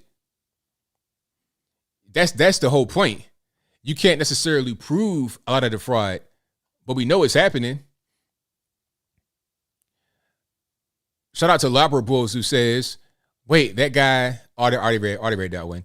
Thank you to Talk who says, could Larry Elder just run for Oregon governor instead? F. Kate Brown. Well, I think either way, it'd be a difficult battle. Shout out to Ian Kenny who says, what if people who believe unvaccinated individuals shouldn't get health care agree that people who overdose on heroin shouldn't get Narcan? That part. Or, hey, you know what? If you use heroin, no more free needles. So if you catch HIV, then oh well, you gamble and lost. Thank you to Lucian Poe who says, yesterday, Mexico decriminalized abortion throughout the country. Shortly after, a magnitude 7 earthquake shook the nation. Unborn lives matter. Hey, God don't like ugly. Thank you to Auctions for You who says, evening, my friend ABL. Thank you to Datslav who says, October log out of you twit face for a month. Auctions for You also says, no, unfortunately, my hubby and I have been in Facebook jail since more times than I can remember. Honesty is always the best policy, but not on Facebook. Hey, you got that right. Thank you to Raider Gaines X who says, King Sharpton Hughley sure are quiet about a white woman wearing a monkey mask and throwing eggs at Larry Elder. It's as if not all Black lives matter. Exactly. 1000%. Shout out to my man Nick Taylor who says Rolling Stone knew exactly what they were doing. They know their libtard true believers don't care about the truth. There you go. Shout out to Ian Kenny who says, ABL, would you consider doing interviews, debates on your channel like once a week? I consider it if I had time. It's just a matter of trying to collect the time. That's all. All right, let me see. Doje Valente says, how do you think the vaccinated react when they found out that they can't do X, Y, and Z unless they get the booster shot? They're going to be upset because I asked that very same question. I was like, hey, out of you guys that have not, out of you guys that have had the double shots, how many will get the booster? There were quite a few no's. There were quite a few no's, so people already know kind of what's going on. They already know. Holla Boy for Life says, hey, ABL, I think the jab is responsible for the spike. Seeing is you can still spread it. You know what? That's possible. That's definitely possible. I can't really prove that. I think it might be possible. And I think the issue is they have what they'll say is that the shot prevents them from going to the hospital, but they also are spreading a new variant of it. So they say, hey, you got to get this thing that we created so you'll be all right. It's really weird. It's really strange. The whole thing is weird. A lot of things don't make any sense. You're kind of just throwing stuff out there. It's crazy, but I'll get to it. And thank you for being here yet again. Definitely appreciate you guys. If you enjoy what you're hearing so far, go ahead and give the video a thumbs up if you have not done so already. And if you are not subscribed to the channel, do that as well for me. That helped me out a whole lot. And also click that bell right there so you get notified whenever I go live and or post a new video. Let's get to the calls. The number to call is 434-658-1220. Again, 434-658-1220. Let's go ahead and get her done. Let's see if Scott wants to act right. If it doesn't, it's not my fault. Blame the white man. You already know how that goes. Yeah, they're talking about not only boosters, but also pills every day. If you guys heard about that, they said you might need to take 3 shots a year of boosters and then a pill every day, potentially from Pfizer. Now, I don't know about y'all, but I don't want that. I mean, what is that going to do to me in the long run? Is there any study? And then they said they're going to do a study about women's menstrual cycles. Now, it's like, okay, shouldn't that have been done before you approved it? Just maybe? I don't know. What do I know? 860, you're on the line. Who am I speaking to? Hey, my brother ABL. What's happening? Oh, man, what a mess, huh? Yes, yes, indeed. But I'm an El Dorado, and only those in the know what El Dorado is. So, you know. Anyhow, ABL, I got a suggestion for you. You got to make a T-shirt that says Candace Owens is my spirit animal, and you got to make the Confederate soap dish to go along with your soap with the ABL logo in the middle, because it's actually the battle flag for the Army of Virginia. It is. And all they used it for was to mark where the lines were at, where the general was at. So everybody that needed to be, they didn't have radios back in those days. I know kids don't understand that. You know, couldn't they just text each other? You know, but you know, getting on to Fauci, you know, I put that out over a year ago when COVID first broke out, because I've been watching Serpenzetta and Laue 86 for like 6 years now, because a year before we went to transfer planes in China, I spent 4 years in the Army, and I did not want to go to China. So I wanted to learn what was going on in China. So I started watching those guys back then and learned a lot. And but October 8th of 2019, I personally, with my 2 kids and my wife, was in the Beijing airport. I saw the Chinese crap in their pants. They had 3 times the amount of military security that I'd never seen before than they had passengers in the Beijing airport. And it was insane. They were very rude. You know, they weren't, you know, there was no, you know, how you doing? Well, welcome. No, none of that. It was like going through Nazi. It was like reading the diaries of the Jews that were going off to the extermination camps. That's what it was like. And Dr. Fauci funneled that money through the NIH. Now, who do you think runs the NIH? That's a good question. Federal government. Dr. Fauci. Well, Dr. Fauci's wife is in charge of the NIH.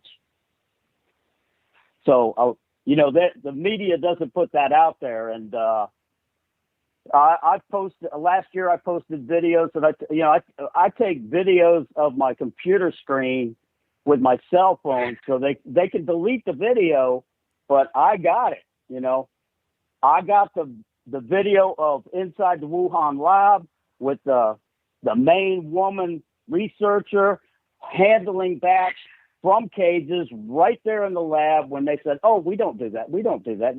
They put the videos out. They put Steve Hilton did an excellent investigation job last year and put the papers from the government of the money trail and the research documents that were online from the lab of what they were doing. And in 2011, 12 guano, that's bat poop miners, were in a cave and they succumbed to a respiratory illness. And that's what put them on the track of these coronaviruses from the bats, because several of them died. And I learned that from ADV podcast, because I've been watching those guys for years. I love their videos. They do. You guys do this stuff way better than I do this stuff. I'm just a mechanic. I try to fix stuff. But thank you for what you do, ABL. I really do. Jericho Green, I suggested that he makes a T-shirt that says Jericho Green is my spirit animal because I want to get one of those. All right. You have a great night, buddy. Take care. Thank you for the call, man. Appreciate bless. it. All right. Shout out to the caller. And the phone lines are blowing up. The number to call is 434-658-1220. Let's get to a few more calls here. And let's go 586 on the line. Who am I speaking to? Hey, how's it going? My name's Wayne. How's it going, ABL? It's all good. About yourself? Not doing bad. Actually, you were talking about being in Facebook jail, and I want to tell you it's not so bad. I've been there more times than I can count. I did an experiment with Facebook. I had gone on and had said different things to see what was acceptable and what wasn't acceptable, and it was quite eye-opening, actually. So what did you find out? Is there like a certain keywords, certain trigger words, or like what did you find out? I think so. I'm not exactly sure. Like I had went on before and we were talking about like abortion, killing white babies, things like that. Yeah. And it said that people complained and it said this content meets community standards. And then I had gone on with other things and, so many times I can't even remember what it was, but one time it was about, I had said something and it wasn't even bad about like Islam and I got, 4 days banned, and it was weird. So, I did end up kind of messing with the algorithm a little bit and pretended to be like a gay Muslim, gay Democrat Muslim. And, I had gotten a lot of, messages actually from people that were PO'd because it would meet Facebook standards, so, it's kind of weird, I guess. Yeah, it is weird, but that's Facebook for you. I mean, but I have no problems anywhere else. YouTube is pretty cool for the most part. So it's just weird. It's one of those weird things, I suppose. Yeah. And I don't even go on. I mean, Facebook kind of reminds me of like that cantina where they met Han Solo in Star Wars. It's filled with all the digital dastardly people, Right on. So, well, I'm going to let you, I just wanted to share my experiment with Facebook with you. I thought it was an interesting story. Right on, man. Thank you for the call. Definitely appreciate it. All right. Have a great night. Yeah, Facebook, I just, I'm trying to unlock it, trying to reach more people, but it just sucks. That's all. It's just a long and short. I'll get it some more here. 775 on the line. Who am I speaking to? Hey, Bill. How's it going? Everything's all right. About yourself? Pretty good. Just a couple questions. You ever going on to the Candace Owens show? I mean, I love to. Like, whenever they invite me on, I'm there. All right. I think you'd be great on that show. And just one last question. Go for it. When are you and Tatum going to debate a liberal? We're trying to. Like, we're trying to get them on the show, but they don't want to come on. Like, we had them booked a couple times. Like, it was at least one or two different guys that wanted to come on different times, but then they back out. It's really hard to find a liberal to debate. And as a matter of fact, quick story, then I move on. I recorded for this thing called Jubilee. You may have seen it. Yeah, I saw you on that. You did good. Yeah, thank you. Now, people kind of complained because they said it was a 3-on-2 because Kevin is kind of conservative. And then you had Lady Magga, the lady with the red stuff, and then you had me. So you had 3 conservatives versus 2 liberals, but it was supposed to be 3-on-3, but a person backed out at the very last minute on the left. And that's a constant occurrence. So it's hard to find leftists that really want to back up what they say. They find strength in numbers, being among themselves and screeching, but when it comes to talk and having an intellectual conversation, they kind of come up short. Right. Okay. Yeah, because I saw you debate a guy named Destiny, and you pretty much made his brain boil. And I remember he started playing the piano out of frustration. It was just super strange. But it's funny that you got him at that point. I just tend to notice liberals show these odd behaviors during debates. They just can't keep it together, it seems. Yeah, always. Go ahead. No, I was agreeing with you always. Yeah. Well, I don't know. I suggest trying to debate Hassan Piker if you know him. He's the nephew of the chubby guy from the Young Turks. Yeah, I know who you're talking about. He's on Twitch. Yeah. I can't stand that guy, and I think you guys would destroy him in the debate easily. That's a good idea. We'll see if you can do that. See if you make it happen. Yeah, man.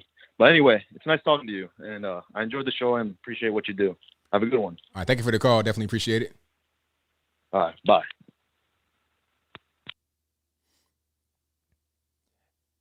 Not that Lady MAGA. That's off at Man Carey. I've met Lady MAGA before, but not her. Don't delete it, Charles. Don't do that. Why you delete it? But the person that I was referring to, she went by a similar name, but she was black though. She wasn't white, and she was actually a woman. And Lady MAGA is a man, like a cross dresser.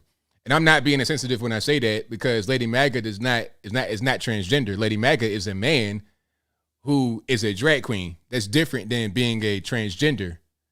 I got an uncle who is a man who will stomp you down. I'm being dead serious. He's been to the penitentiary a few times. He's a man, but he put on a wig and stuff to play as a woman, but he's not transgender. But the person I'm speaking about was black and an actual woman, like kind of an older woman. All right, let's get to the next one. 605, you're online. Who am I speaking to? Hi, ABL. It's me. Oh my gosh, I can't believe I got through. Okay. All right. Well, I just want to say that the black conservative, I truly feel, is going to save America. Well, I hope so, because I'm here for it. Yeah, no, I really feel like, honestly, the black conservative is what really red-pilled me. Like people like you, Officer Tatum, Candace Owens. And I just feel that like and I feel like there are more black people in America that are conservative. They just are kind of scared to like talk about it. You know what I mean? And I feel like they need to like not be scared and come out, because I truly feel like America needs that. Oh, definitely. Definitely do. And the more I see that we come out, the better I feel, because I think we can remove the stigma from becoming conservative, because it's like a social thing. You don't want to be conservative. You can be seen as a racist, all this and that. But when people see that it's not a race thing, it's for everyone, it's for all Americans, then it's like it becomes more acceptable, and we can attract more good people on our side. Right. Because like, I'm 20, I will be 29 on Saturday. And, I've always like, I thought I was a Democrat, I used to think that I was like a bleeding heart, liberal. And, and then a lot of that was like when I was growing up, in high school and, stuff like that, it was always looked at, conservatives are racist, or blah, blah, blah. So I'm like, okay, well, I'm definitely don't want to identify, like that. But then as I've gotten older, I'm like way more conservative than I even ever thought, and I think that's part of, wasn't it like Winston Churchill who said that like, I can't remember the exact quote, but like when you're young, you're supposed to be a liberal. And if you're an adult and you're still a liberal, you're just an idiot, or something like that. And you pretty much got it. Yep. Yeah. Yeah. So, but I am a big fan of your show. Like I usually miss your live streams because I work on at those times, but I got off early tonight and I'm like, yes, I'm going to try to call. But so thank you for, everything that you do. I absolutely. Oh yeah. And my husband really helps. He wanted me to tell you that because he also is a huge fan of yours. But so thank you for everything that you do. Thank you for watching. Definitely appreciate it. Thank you. And we live in South Dakota too. So yeah, South Dakota love behind you. Thank y'all. Shout out to y'all. Appreciate it. Thank you. All right. Shout out to them out there in South Dakota. 1000%. And let's get to some more here. Let's go to 720. You're on the line. Who am I speaking to? Hey, what's going on? This is your boy Scotty down here in Shelby County. How's it going today? Everything was all right. How about yourself? Doing good. I'm actually working behind the line here at the hospital, so I'm going to have to make it quick. I'm working working down here in COVID crockpot, but I'm one of the only people around here that doesn't have the shot, and they're threatening my job down here. So Yikes. I'd be looking for a little bit of work. I hear you. And I'd be looking for some more. I want to see if you saw that, like up in Michigan, there's about 5,000 healthcare employees, I think, that are threatening to sue the system for mandating that they get the shot and all that good stuff. So, they're trying to push back a little bit. And if you had seen anything about that, I think the news just came out yesterday or today about it. The same kind of thing that was happening down in Houston, where they were protesting and didn't want to do the mandate. But I don't know. They need to get it going on all over the country. I think people need to start pushing back because conforming ain't going to take you nowhere but down, I think. But we'll see where it goes. But, like you were saying last week, though, I was trying to get through what I was going to say about Candace Owens also. That I think the left and a lot of people fear her because she's an intelligent young woman who has a lot of potential, and I think that's what scares people the most, especially people on the left, scared about her. Is they can't deal with that kind of thought process.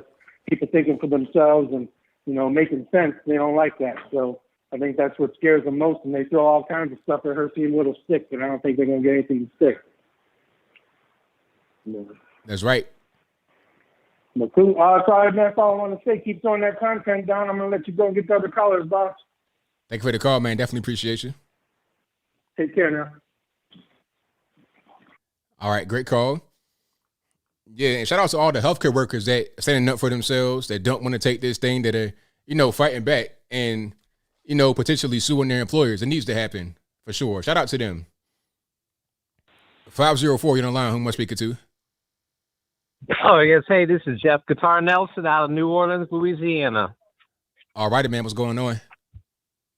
Hey, man, I'm so glad. Hey, God put us together, man. ABL, my son is going to be mandatory vaccination tomorrow. Wow. So what's happening? Like, why is he getting mandatory vaccination? Well, he's in the Air Force, and tomorrow at 10:30, I guess is his appointment. I told him to say no. Use whatever excuse if you have to get a dishonorable discharge. Whatever, man. Yikes. I mean, it's hard because, your son has a profession. So it's like, what do you do? It's really hard. And I'm hearing about certain exemptions, religious exemptions, but I don't know about how to do all of that, or if it applies to the military. I don't know. But go ahead, man. No, I was just saying, I really don't know. I was just going to say, I told him, hey, listen, you're a Christian. You believe that's the mark of the beast being implemented. And, that's your out. You a Christian. Yeah, that's what I would think.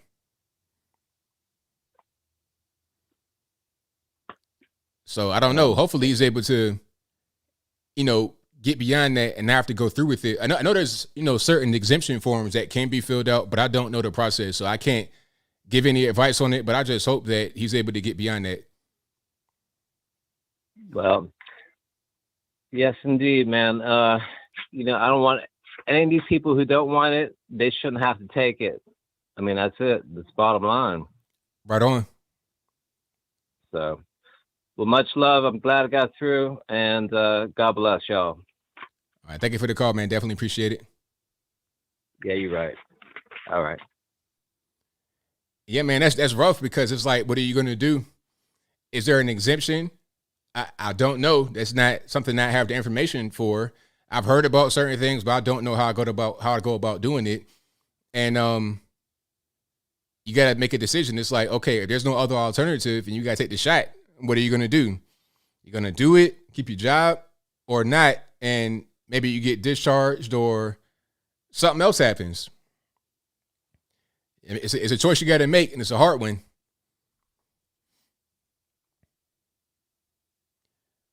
All right, let's get to the next one here. 386 on the line. Who am I speaking to? Hey, this is Joshua White out in. You there? You hear me? I hear you well. Yeah. Yeah, this is Joshua out in Florida. I just wanted to say what the man that just called from Louisiana, just have him, I don't know, I don't want to say abandon or, his post or anything like that, but it's basically, in all reality, really disturbing that the media and everybody is pushing this vaccine, just like the Brown Party back in 1920s Nazi Germany. And it's really disturbing that it's really got to the point where mandating our freedom. We have passports. It's really unconstitutional that this is actually at the extent that it is. But you also have to see it as a blessing in disguise. Because if Donald Trump had got in office again, we would have never seen all this stuff happen. So I just wanted to call in, say that, and just anybody mandating a vaccine on you, I would label you as a terrorist. And that's what the weapon is, the vaccine. I wouldn't trust the vaccine until 5 years. That's just the way the FDA did it ever since. And with the pandemic, they're not allowing it no more. Right. And it's good talking to you, but Godspeed, everybody. Just stay safe. Just don't fall into corruption. And back in the day, I was also a Democrat. I just wanted to say that. I saw the light when Hillary Clinton had an ad campaign saying, "Could you trust Donald Trump with nukes?" And I questioned her. I was like, "Can I trust you with nukes?" Donald Trump can buy nukes if you wanted to. He had several $1 billion. He can go to Russia instantly and get it uranium. So it's not hard for a rich man to get weapons of mass destruction like that. So, but I just, keep doing what you're doing. I never voted in my life. I choose not to. I believe it's my constitutional right to have the freedom to vote or not vote. But I did like what Ron DeSantis have been doing. I do like what Trump has been doing. I just wish there was a little bit more done. And it's really disturbing that everything like this has happened in these last couple of years. These last 2 years, with everything, with the looting, the riots, the indecent abuse done to civilians around the country. And not just around the country, around the world. But it's really disturbing, like in Chicago, New York, even in Florida, there was a shooting yesterday. And it's really disturbing that everything like this is going out, especially with like the mass shootings. And I think the media has something to do with that. Like the January 6th, they're saying, it's inciting violence. I feel like the media is inciting violence too. So, it goes both ways. No matter, we're in a day and age, you're indoctrinated from the day you're born. You're indoctrinated. Your indoctrination, if you get to a certain age and you start telling people about your life and expressing how everything works. But there's a difference between right and wrong. And the problem is the agenda right now is so wrong. It's so morally just foul. I just cannot believe it's really like this. And I'm not a Christian man. I'm a man of all faith. I believe in all gods. I do not like to discredit anybody unless they're a liar. But I can't call all religions right, good or bad. Right, I'm with you. I gotta cut in right here. So I got some more calls online. But thank you for the call, man. Definitely appreciate it. I got you. All right. Yeah, enjoyed speaking to you, man. Have a good night. All right, now. All right, shout out to the caller. And thank you all for being here. Definitely appreciate you guys. We'll get to a few more. 504, you on the line. Who am I speaking to? Yes, this is Sidney Davis from Texas. All righty, what's happening? Hey, you had a guy talking about his son in the Air Force wanting to get up there about the mandatory vaccinate him. That's right. If I'm correct, the the vaccines that are here in the U.S. right now are still the emergency use authorization. They don't have any in the U.S. right now, if I'm correct. Well, I don't know. I don't know if the one that is from Pfizer is in the U.S. So I don't know. Well, according to the information that I've gotten, the only FDA-approved vaccination is still overseas and hasn't gotten here in the U.S. yet. Okay. So that technically they are illegally doing something that they're, in a sense, just because it's FDA approved, but they don't have the one that's FDA approved here in the U.S. yet. Mm-hmm. You see what I'm saying? Yeah. And no, so technically they're in violation in what they're doing, because if he was to ask, let me see which one you have, then I guarantee they don't have the FDA approved one. Mm-hmm. And no, and that if they don't have the FDA approved one, then they are in violation. Because you cannot give anybody in the military an emergency use authorization drug. Right. That's correct. That's a really good point. That's a really good point, because that was the whole thing that they were doing. They had to go ahead and approve the one so then they can give it to the military. If they didn't approve it, then that'd be a federal law violation. However, if they're mandating an unapproved one, that's illegal. That could be a serious problem. So yeah, you got a good point. That's right. So that's his out. That would be his out. If all you got to do is say, let me see which one you're using. Right. If he's not using the correct one, they're not giving him the FDA approved one, then he don't have to take it. Mm-hmm. So that's his out. That's his out right now. Yeah. And from my understanding, they're not going to get any in the U.S. till around October, maybe later than that. Right. Wow. Okay. Very good point. So give him a heads up on that one. Oh, most certainly will do. All right, brother. You be blessed. Thank you for the call, man. Appreciate you. All right. That's good information right there. It's really good because, they only approved the Pfizer, and it's only, the Comirnaty. They changed the name. They said they changed the name. I'm not sure if they changed the name and formula or just a name, but that's a different story. So it's only the 2 shots from Pfizer that are approved, not anything else, not Johnson & Johnson, not AstraZeneca, not Moderna, nothing except for Pfizer, just the 2 shots, not even the 3rd shot from Pfizer. Pfizer, the 3rd shot is still under emergency use. It's not been approved by the FDA at all. So that's a really good point. All right, let's go. 425, you're on the line. Who am I speaking to? This is Carrie. All righty, what's going on? Oh, is this ABL? Yes, it is.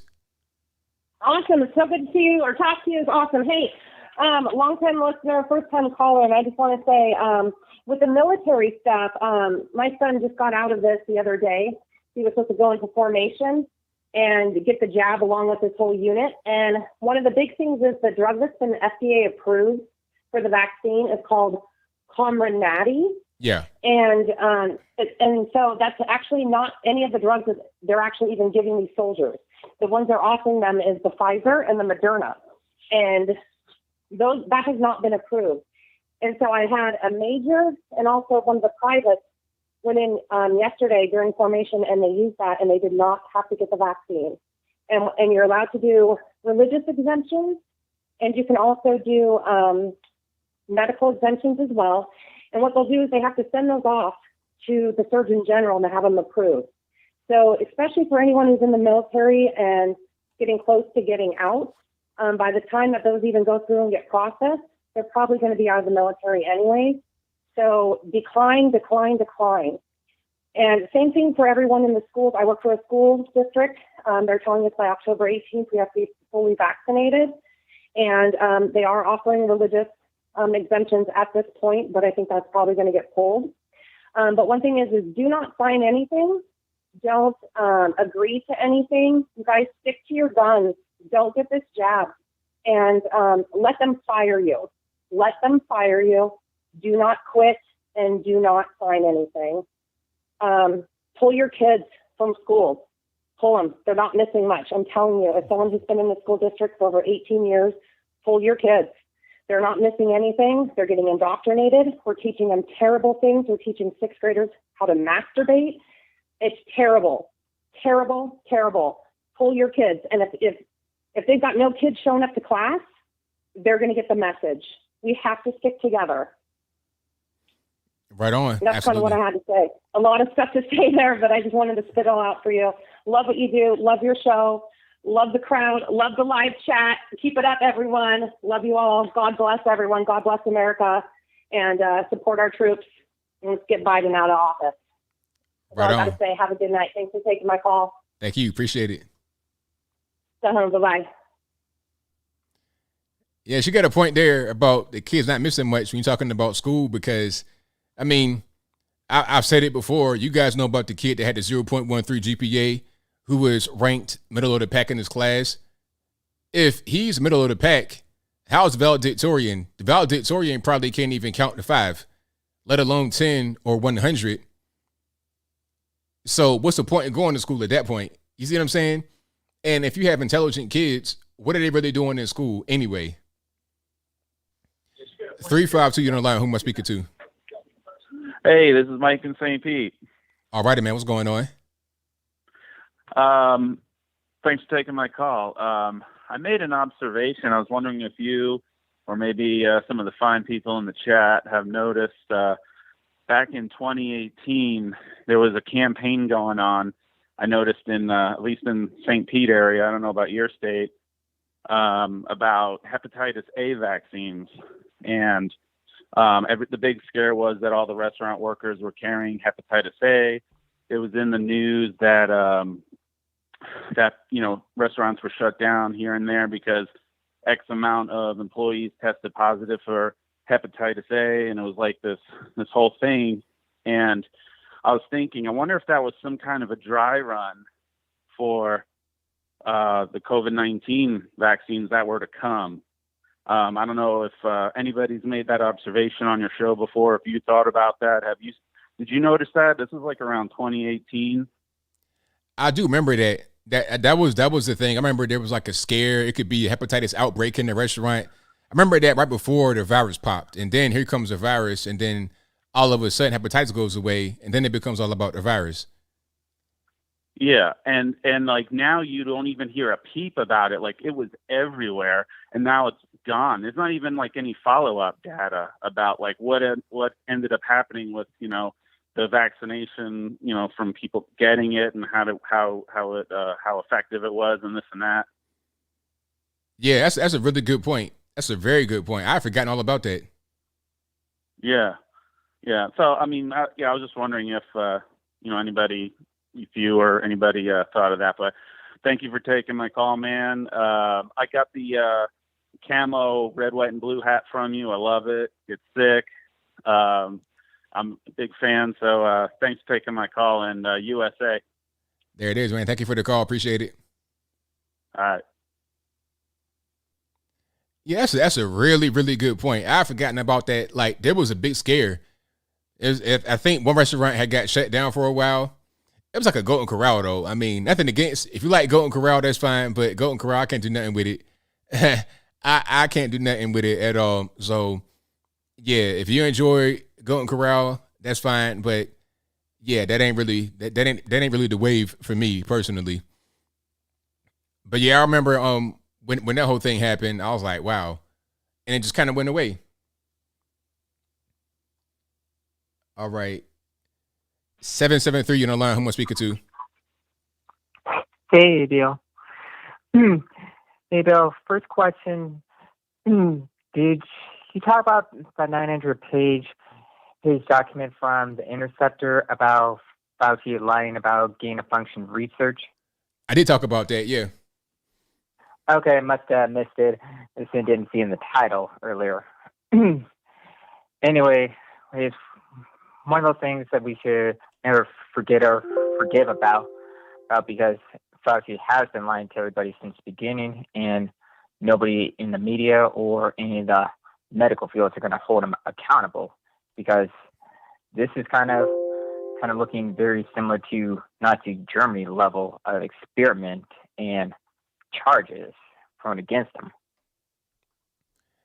Hey, we'll see how that happens. I mean, I'm not really sure what they could charge him with, but I think it's important. Yeah. I think it's important to know who's responsible for this scourge that has been placed upon us. Mm-hmm. And more importantly, every single one of the universities who've been funding this, as well as our own medical establishment, because they've been doing this for years. And unfortunately, not even our own doctors either know about it or would kind of share that type of information to us about what is this virus and how to best combat it, because they keep changing every single one of the variables every single month and moving the goalposts, and only us smart people are figuring out the game that's being played, but the normals who still watch TV are not figuring that out sooner. Right. Mm-hmm. Okay. Well, I do want to bring some news that's happening in your area. They officially removed the Robert E. Lee statue. Well, I don't live there anymore, but that's in Virginia. Okay. But still this erasing of history, especially what the NAACP considers as racist and offensive, is pretty much very similar to Nazi Germany, and they're pretty much ignoring all the subtleties of the history than just seeing it as a black and white issue. I mean, they just do things like that. It's like hollow victories. They do things and they say, "Hey, I know guys is out there that are in favor of taking the statue down. I know some guys that were out there talking to the media saying this is a great thing, but I'm reminding them, okay, you got that down. What about your blackface governor, Ralph Northam? He's still there. They didn't take him down. They're not saying a word about him. They're not saying anything about him while out there talking about Robert E. Lee. And people don't understand, you're having discussions with people. They don't understand that Robert E. Lee only fought for the Confederacy because he's from Virginia and he didn't want to fight against his own state. So, and then they don't understand that both sides of the war had slaves, North and the South, Union, Confederacy. So it was not so cut and dry as what they want to paint it. But when they remove history like that, it's easy to paint it as that. Mm-hmm. And also in Texas NAACP, this person who's a Texas alum himself is doing a lawsuit against the Eyes of Texas on considering it racist, even though most of the black alums who've been there for years, even Earl Campbell, never once considered it racist. So I really don't get the type of direction the black community is going into or what they really want from all this, because just like the Confederate statue and erasing of history, they really just want big diversity and pretty much hollow victories when they don't really make any sense. Yeah, pretty much. Mm-hmm. Oh, there is something I do think that you and everybody else should actually think about more next time. If you have heard, China has officially been quote sissy men from their programs to protect their kids. And while we all disagree with China on a lot of things, this is something I actually strongly agree with. And no offense to some patriots out on the West Coast, but I strongly think that we need to officially kind of kick out California, because unfortunately, from the way I see it, because of all the media influence in Silicon Valley people, is that's pretty much the weakest link in the entire United States chain in terms of masculinity and leadership coming from there. Well, I mean, at the end of the day, China, they have a bunch of other things. They can do that and that's fine, but they have a lot of problems in society that they need to deal with. That seems to be kind of low on the totem pole. I mean, they got actual concentration camps for Muslims and things of that nature, slave labor going on. They got quite a few things they can do with. That's a great thing, I suppose, but they got a lot. They got a really long way to go before they can say anything about anyone else. But hey, man, thank you for the call. Definitely appreciate you. Okay, bye. All right. Yeah, I saw China. They got rid of, it's China's weird. China's a strange place. That's all. China's a really strange place. They're trying through communism. They're trying to control society and mold it to the way they want it to go. But what they don't understand is you can't just make a law or just do a thing to create society in the way that you want if you have policies that are creating people that behave a certain way, if that makes any sense. You see what I'm saying? Like, you got to have a more free society and a better society with better rules and customs that will create better people rather than just making arbitrary laws to try and force them to be better than what they are. All right, let's get to a few more here. The number to call is 434-658-1220. All right, at 317, you're on the line. Who am I speaking to? Hey, Tommy W. Just change a connector on my Glock. You have any special custom triggers or anything? I don't know anything about that. Okay. Well, they're like $20 and they make the trigger break lock pull later.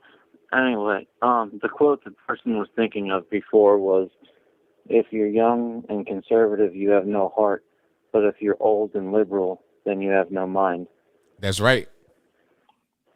There's a bunch of forms people are passing around on Telegram and Signal to have exemptions. You just I think it's USA Patriot Front or something like that. Don't. Be careful, because you got to understand who's listening. You got federales watching, so I wouldn't say that right here on the internet. But if anyone has any problems, y'all can communicate offline. But don't do that right here, because you don't want to blow that spot up. Well, I think they're already watching, but okay. My point is that there's a bunch of links that you can fill out an exemption to, and since a lot of those vaccines, particularly this one, are made with aborted tissue and stem cells and stuff, that does make a religious exemption for a lot of people.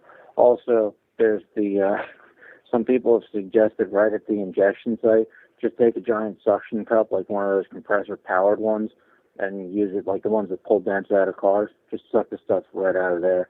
People have been caught on, I think it was Spain and Japan, that caught graphene oxide in many of these samples and stopped the whole vaccination process for the whole country. This stuff's dangerous.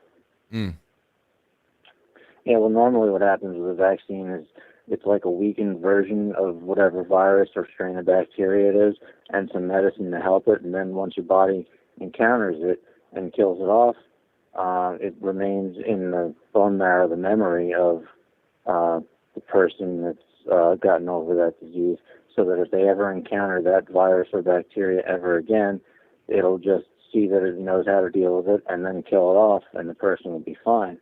And that's the same way that it's always been, whether you get sick with something or have an effective vaccine about something. But the problem is they're skipping that immunity response and trying to just write the DNA, RNA into people's bone marrow. Why would they want to skip that? Especially when it's been causing palsy and other stuff like that. Right, it's a good question. Yeah, I think the only reason is genetic manipulation. It's pretty bad news, and I urge everyone to stand against it. If you don't, it's going to be this shot, the next shot, the boosters, pills every day, and then, of course, we have to regulate everything else that's at that level or worse, which is going to be everything. So, liberty all the way, my body, my choice. It would be nice for once to see the left actually stand up to that trope that they say they believe in. I'm with you, man, 1,000%. Thank you for the call. Definitely appreciate you. Hope to see you at a rally sometime. All right, idea. All righty. Shout out to my man for the call. All righty. Modern Renaissance, man. What's going on? Ty Smith. What is going on, man? We on? We're live. All right. Nothing's coming through the speaker, right? All right, you good to go. All right, good deal. Okay, so let me hit on a few things here. First of all, me being in the medical field, been here for 20 some odd years. When it comes to this particular so-called approved vaccine, what people are not doing, for one, is what a lot of people don't do when they get something new. They don't read the manual. Listen, everybody that's listening to me right now, pay attention to this. The media, the news, school systems, churches, organizations, I'm serious. Not all of them have this mindset, but I'm just telling you, they are so reliant on you to take them by word of mouth. They believe that a lot of people are that ignorant, are that naive, that are that easily deceived, that whatever they say to you verbatim, you will believe it and go and run with it. And you sometimes will go and preach and teach it as if it is truth, without even actually researching to see if it is indeed true. So when Pfizer approved the vaccine, and I broke this down for a lot of people in different facilities that I travel to and work with, when they approved that vaccine, they did not approve the vaccine that mostly everybody, 90% of the population got. If you got a vaccination from Pfizer in the beginning, those 2 doses, the vaccine that they approved was not that vaccine that you got. They approved something called community or something like that. Community is not the one that they approved. That's not the one that everybody got from the beginning. And what people don't do, they don't read to try to get a full understanding of it. If you go back and read what Pfizer had before they came out with community, it said on there that this vaccine, they don't know what type of effect it would have on your body if you use it with any other vaccines. And what people assume is that it's saying that if you use this with any other vaccine that's made for COVID, that's not what they're saying. They're saying if we don't know what type of effect this will have on your body if you use this with any other vaccine that you had. So that right there is what a lot of people got confused on. Pfizer didn't approve the vaccine that everybody got from Pfizer initially. Pfizer approved something called community that's completely different, but they claim it's the same ingredients. But I argue that if it's the same ingredients, why is one approved and the other one's not? Good point. If they're the same thing, right? So that's one of the things a lot of people don't do. Now, I'm going to move on from that because I know a lot of people have some questions about the religious exemption. At one of the facilities that I go to, I had to break it down to them exactly what they were going to be facing if they did not take the religious exemptions. So, folks, what you need to understand is this. When you do a religious exemption, make sure you understand what it is. And if you need some help on that, email me. And I'm going to say this slow. Email me. It's tsmith1264@yahoo.com.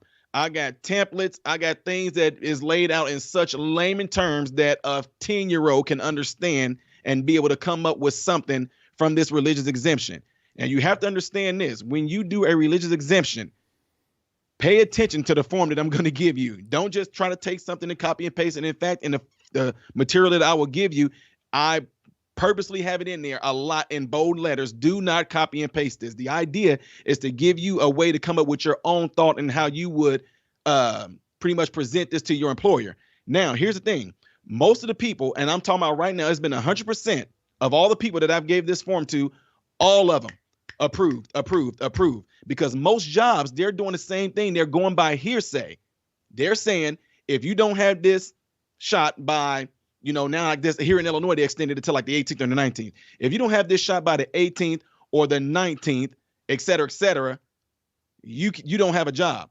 But what they end up doing is messing up. What they're supposed to say is if you don't have the first dose, et cetera, by this particular day, you can't show up to work.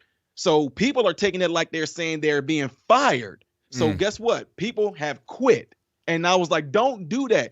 If any job is telling you by word of mouth what's going to happen, get it in writing. Have them email it to you.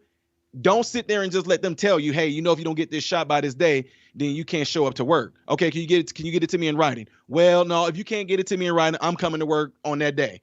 Get it in writing so you can have something right there that you can use if you want to come back and sue them, because they cannot discriminate based off of sex, age, religion, age, et cetera. So, and also, folks, understand this, you are protected by the EEOC. You need to look up what the EEOC is and see what your options are, because what most jobs are doing is this. They're telling you, hey, right here, we have a deadline. We have mandates in place. And if you don't have your shot by this day, then you can't come to work. But what they're not doing is telling people what their options are.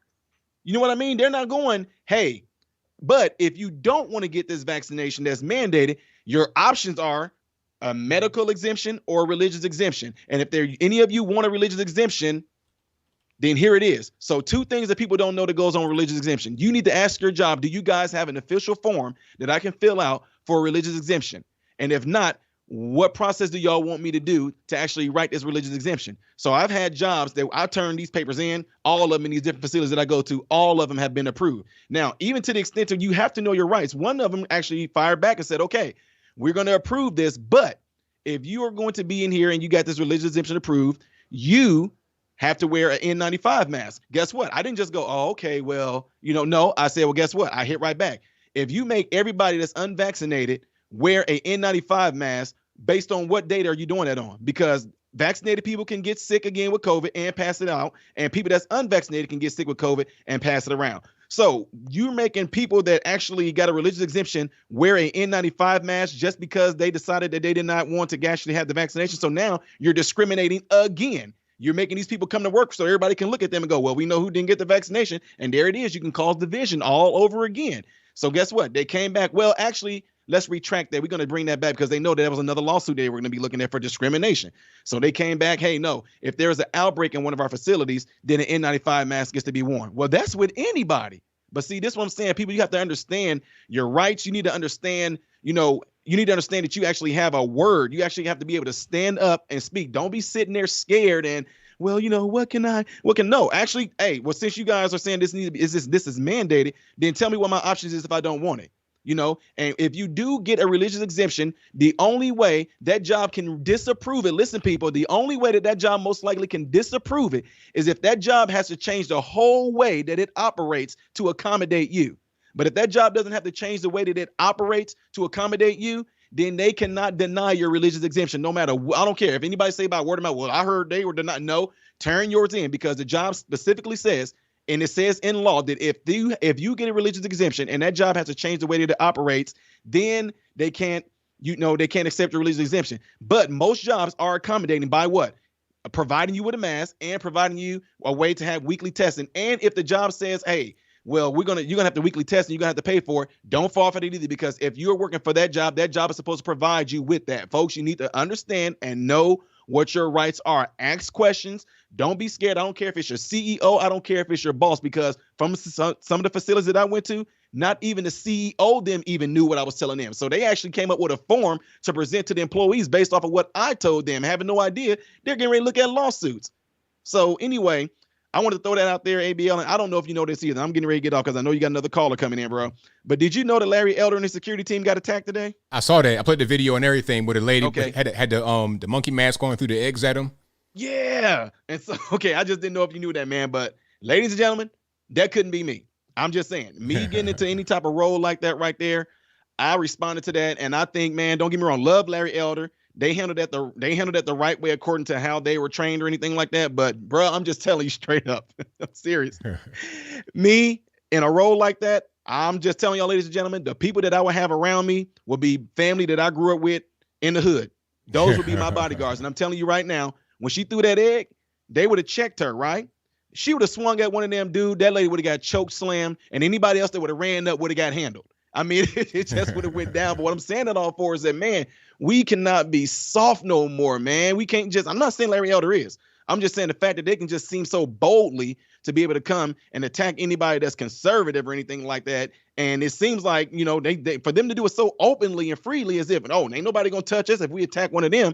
I'm not the one. I am not the one. So I hope nothing like that ever gets tried on me, because they're going to find out real fast you picked the wrong one. And that's exactly how a lot of us have to be in situations like this, man. We can no longer just be, oh, well, they're attacking us, we're just going to get in there and, no, I'm just letting you know, you attack me, expect something to happen back to you. So anyway, man, that's my 2 cents, man, on that.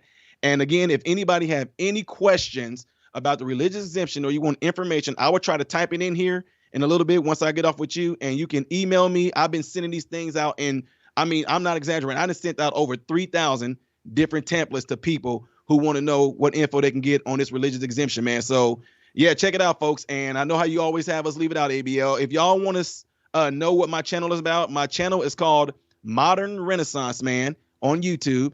It's called Modern Renaissance Man on Parler. It's called Modern Renaissance Man on oh my God, I'm having a brain cramp, ABL. What's that other one? Oh my God. Getter, Gab. No. Twitter, Facebook, Instagram.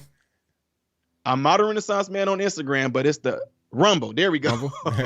Modern Renaissance Man on Rumble. So again, y'all can go there and check it out. If you come to my channel, there's a section on there called the About section. You can find my email there if you need information on there, because that's my deal. I'm not just in healthcare just to help people physically, but just to help people overall. So go there and check it out. And again, email me if you want that information.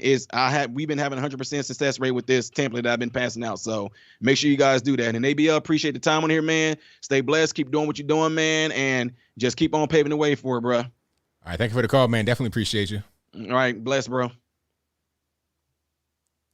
All right, shout out to my man, Ty Smith, a.k.a. Modern Renaissance Man. You guys can follow him on the YouTubes at Modern Renaissance Man.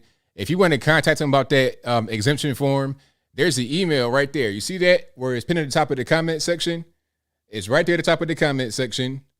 And if you're listening to this audio only, go to the YouTube. It's right there at the top of the comment section. If I can read it out right quick for you guys that cannot look at the screen, give me 1 second. Let me go to the screen that it's on. So that's tsmith1264@yahoo.com. And if I got that right, Ty, let me know in the comments. I think if you're still here, let me know. But I think that's correct. tsmith1264@yahoo.com. Again, it's pinned right there at the very top of the comment section in a little blue portion. Click on that to expand it. It'll be right there. And again, do not copy and paste that. Just use it in the best way that suits you. Religious exemption. And again, I know we're on the internet, so the federale is watching. So we have real deep religious views, and we want everyone to respect them. So therefore, we're going to put this out there because we're deeply religious, and we believe in these things. That's what everybody says, right? Right. All right. Let's move on to the next call. Our number to call is 434-658-1220. Again, 434-658-1220. And again, one more time, and shout out to my man Jericho Green for the super chat with the fire emojis, and he says, careful, they don't like facts. So you're right about that. They don't like facts. They don't like facts. That's why my man earlier was talking about go to this particular place. I'm like, wait, let's not. Be careful. Do this stuff offline.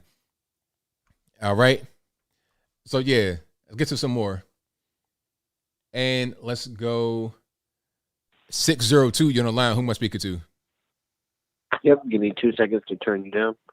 All right, hey, how you doing, ABL? I'm well. About yourself? Pretty good. I did some digging into the questions I'm always asking you, and what's his name? Dang, I'm having a brain fart. There's a guy who does Judicial Watch, and he has some of the names and whatnot and answers that I was looking for, and if anybody else on that kind of stuff was looking for as far as Obama and Hillary and what was going on with Russians or her emails or anything related to them, really. And then he's still tied up in like state courts, and I think Washington D.C. in particular, as far as like the fake Pfizer they used or something. Maybe even going after Peter Strzok and them. And I think one thing I do think is China probably did do the whole thing on purpose. Because correct me if I'm wrong, because you probably know more about this, but weren't they trying to have Trump send a team of medical professionals over to China before everything broke? I'm not sure about that. That's a good question. Okay, because I remember you said earlier they would have had, a different type of spread. Maybe that could have been it, and Trump didn't send them. And then I think I'm like 80% about this. They sent flights out even knowing that the COVID was loose in Wuhan. So they let it spread. You know what I mean? Not just to us, but throughout the world. And that crippled some economies. So that would be the only real. And the election was going on. And if they're making deals with the Taliban, and, these things have been in the works since, I'd say, like 2010. Joe Biden getting money. And then as far as COVID testing and stuff, my sister and, a few people around me were feeling sick. And I was just kind of like, I showed them NBC and different news clips, and I was like, you can hear them say that you'll still spread it and catch it even if you have the vaccine. So it's not like, oh, Andrew's a Republican and he thinks no, that's what it is. Okay. So you don't have to go get it because they're scared, honestly, to get it. They don't want to get sick later on, but they don't want to get in trouble at work or around the house, So I'm just like, you do what you want, But remember, the judgment's not coming from people like me. It's from people that you're worried about right now. You don't need no explanation. I mean, for Walmart and stuff, you might. But even at the height of the pandemic, I was just like, yeah, I'll get a mask. And then I'd walk into the store and nobody would really bother me. But I don't know why people just don't do that more. Yeah. What do you think? You think people are just too nervous? People are scared. People are really frightened. That's the main thing. I think that was the intention from the start, to instill fear in people, to get them to comply. I think that's what's going on. That's why people are so. I mean, even still, people still wearing their mask for no reason. They got the shot and everything, but they're still nervous. I think that's what's going on. Right. And I tell people, because my mom, I went to the store with her, the story I told you, and I was like, yeah, I'll get a mask. I was with my mom, and she was the one telling me, you should get a mask. They're going to tell you. And I was like, Mom, the only one tripping is you. I was like, you're trying to get me to wear it more than anybody in the store. Isn't that crazy? I was like, and it's because you're scared of what they might do to me. And around that time, they had a security guard at the door with his gun. So I was like, he's not going to shoot me over the mask. And if he does, you better start talking, Mom. You know what I mean? Like, it's not that big a deal. And then she was like, oh, okay, well, you should just wear it. But my mom was trying to get me to do it before anybody else. I just thought that was crazy. Yeah, it is. Most of my family's kind of liberal. Right. Yeah, just all kinds of crazy stuff that's been going on since, I would say, about 2010. And then one last thing. Do you remember when Epstein, if you don't mind me asking, do you remember when he kind of passed and all that? Yeah, I do remember that. Okay. Did you look into him at all, or not very deep? I mean, I know a lot about him, but that's kind of a deep story there. Right. Well, okay. Do you know about the girl that was on, I think it's the Netflix documentary, and she said they were like telling her she's going to have a baby and all that. And then she was like, no, basically I just went to Australia and dipped. I don't know about all that. Okay. Yeah. I say that one because it's the easiest to find. So, and this is the craziest thing I'll say, and then after this, you can get on to more calls. But there's a thing called adrenochrome. I don't know if you ever heard of that. And Alex Jones is always talking about they're doing. I don't believe him when he says cloning, but I believe that there's genetic experiments going on. You know what I mean? And then if they're testing blood or something like that, I was just kind of like, dang, I hope they're not eating, people or blood or whatever. But there's a lot of weird evidence. But all right, thank you, ABL. I appreciate you giving us all calls and stuff like that. We appreciate you, and keep up what you're doing. Thank you for the call, man. Appreciate it. Thank you. Bye-bye. All righty. Let's get to a few more here. Let's go 215 on the line. Who am I speaking to? Hey, ABL. How's it going? Everything's all right. About yourself? Everything's good. Sorry, I had to turn the speakers down because, the live stream, I was watching you. Right on. But ABL, yeah. So ABL, I had a question. I want your honest opinion on this. When Trump got removed from social media, Twitter and Instagram and Facebook, he can just pretty much create his own website, and he could just create his own website in a sense. Don't you believe so? I mean, he did do that, but who's going to watch it? Like, the thing is, social media, the reason why it's popular and the reason why it's important is because of the people that are on it that incidentally catch what you're saying. So like everybody's following each other, everybody's retweeting and sharing. It's a network. It's a big network. If you have one website by itself with no network, it's not as impactful, nor will it get the kind of reach that you can in the big network like Twitter or Facebook, for example. This is why it's so important. People are fighting to get on the social networks, and they're trying to sue them because of how powerful they are. I mean, anybody can have a website. I have a website, but it has nowhere near the traffic that Twitter.com or Facebook.com would get in a given day. Right, you get more traffic that way. Okay. Yeah. That makes sense. And yeah, because your website, because like you said, you promoted your website, but I found you through YouTube, so that's the only way I found you. I didn't find you like Googling you. Correct. So that makes perfect sense. Exactly. And another question, and another thing I wanted to say, right? I like what Modern Renaissance Man said, because I'm gonna like play back and just write down everything he said, because I was like, because my thing is, it makes perfect sense. They can mandate it, but if they try to fire you over it, and another nurse said that too. Like, don't quit.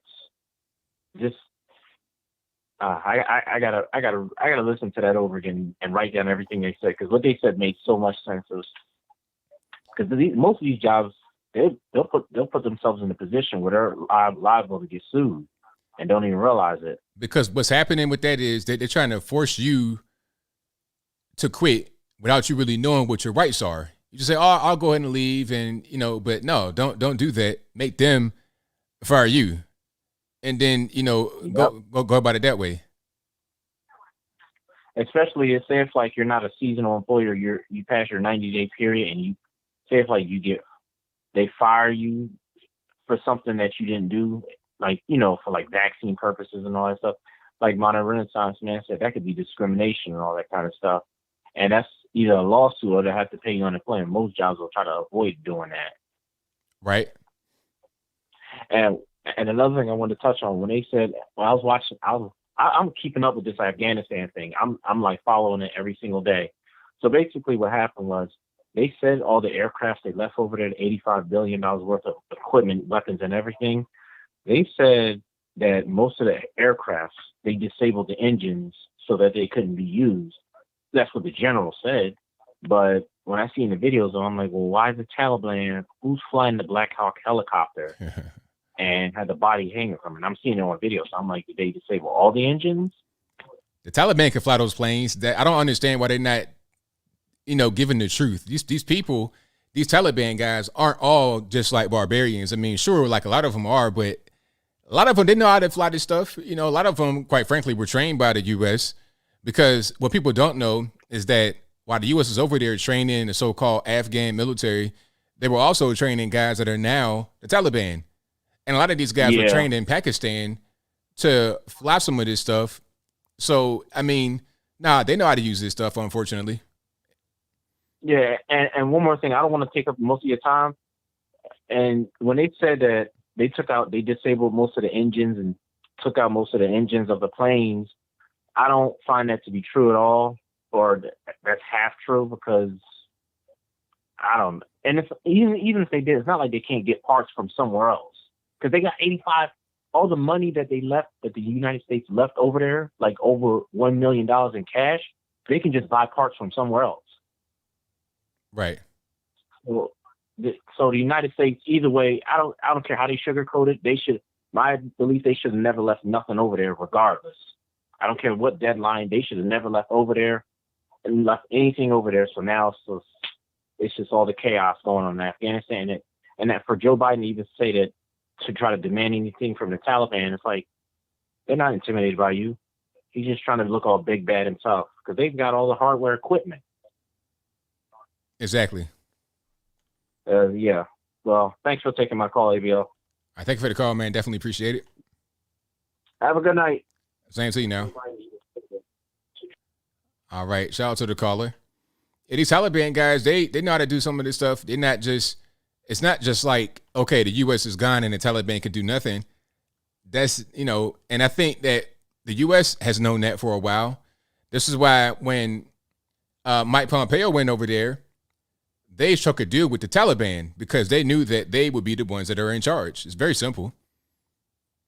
I don't understand why people just don't really, I think there's a difference between reality and what people think reality is. 909, you're on the line. Who am I speaking to? Hey, how's it going, ABL? This is Mark. All right. Outside of that, there. How you doing today, man? I'm well. About yourself? I'm doing fantastic. Hey, I just wanted to ask you about something. I haven't heard you really mention it. By the way, I'm a huge fan, and you're an inspiration. So keep doing what you're doing. Thank you. So all of this, the booster shots and all this stuff. I mean, have you ever read Brave New World? No, I've not. The book about the future of caste societies that are controlled and kind of bred to be certain things. And ultimately, does it not seem to you a possibility that the variants of COVID are intentional and planned based on people refusing this, and our choices may eventually be die or take this daily booster and become dependent on the government? Does it seem like that kind of where they're going? That could be where they're going. It could be. I mean, I wouldn't necessarily doubt it. I mean, I'm not sure if that was the intention from the very beginning, but if it was, I wouldn't be surprised. I'm not surprised anymore at things that the government does. So whatever happens like that, I'll be like, yeah, that makes sense. See, and that's what's terrifying to me, is that there is nothing surprising right now, and I don't understand how that's okay. Yeah. It's terrifying. I mean, I've my entire family, are leftist, and not having any support in this is really terrifying. You know what I mean? So it's real good to see at least people, at least other voices out there, letting everybody know that, we're not alone in seeing what the hell's going on. Right. So, but yeah, I just wanted to get on and see if that ever crossed your mind. Check out that book if you've not seen it or whatnot, or not read it. It's pretty intense and seems exactly like what's going on right now. But anyway, love your show. You have a great evening. I'll call you in later. All right. Thank you for the call. Appreciate it. All righty. Thank you all for being here. Definitely appreciate you guys. If you enjoyed what you're hearing so far tonight, go ahead and get the video a thumbs up if you have not done so yet. And if you listen to me on your favorite audio streaming platform, give me a 5-star rating or review, whatever you can over there. I'd appreciate that as well.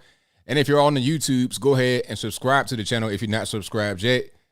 If you're not subscribed, I don't know what you're waiting on, but go ahead and do that right now. That'll help me out tremendously. Let's get to 1 million at some point in my lifetime. All right, let's go ahead and get to the next one.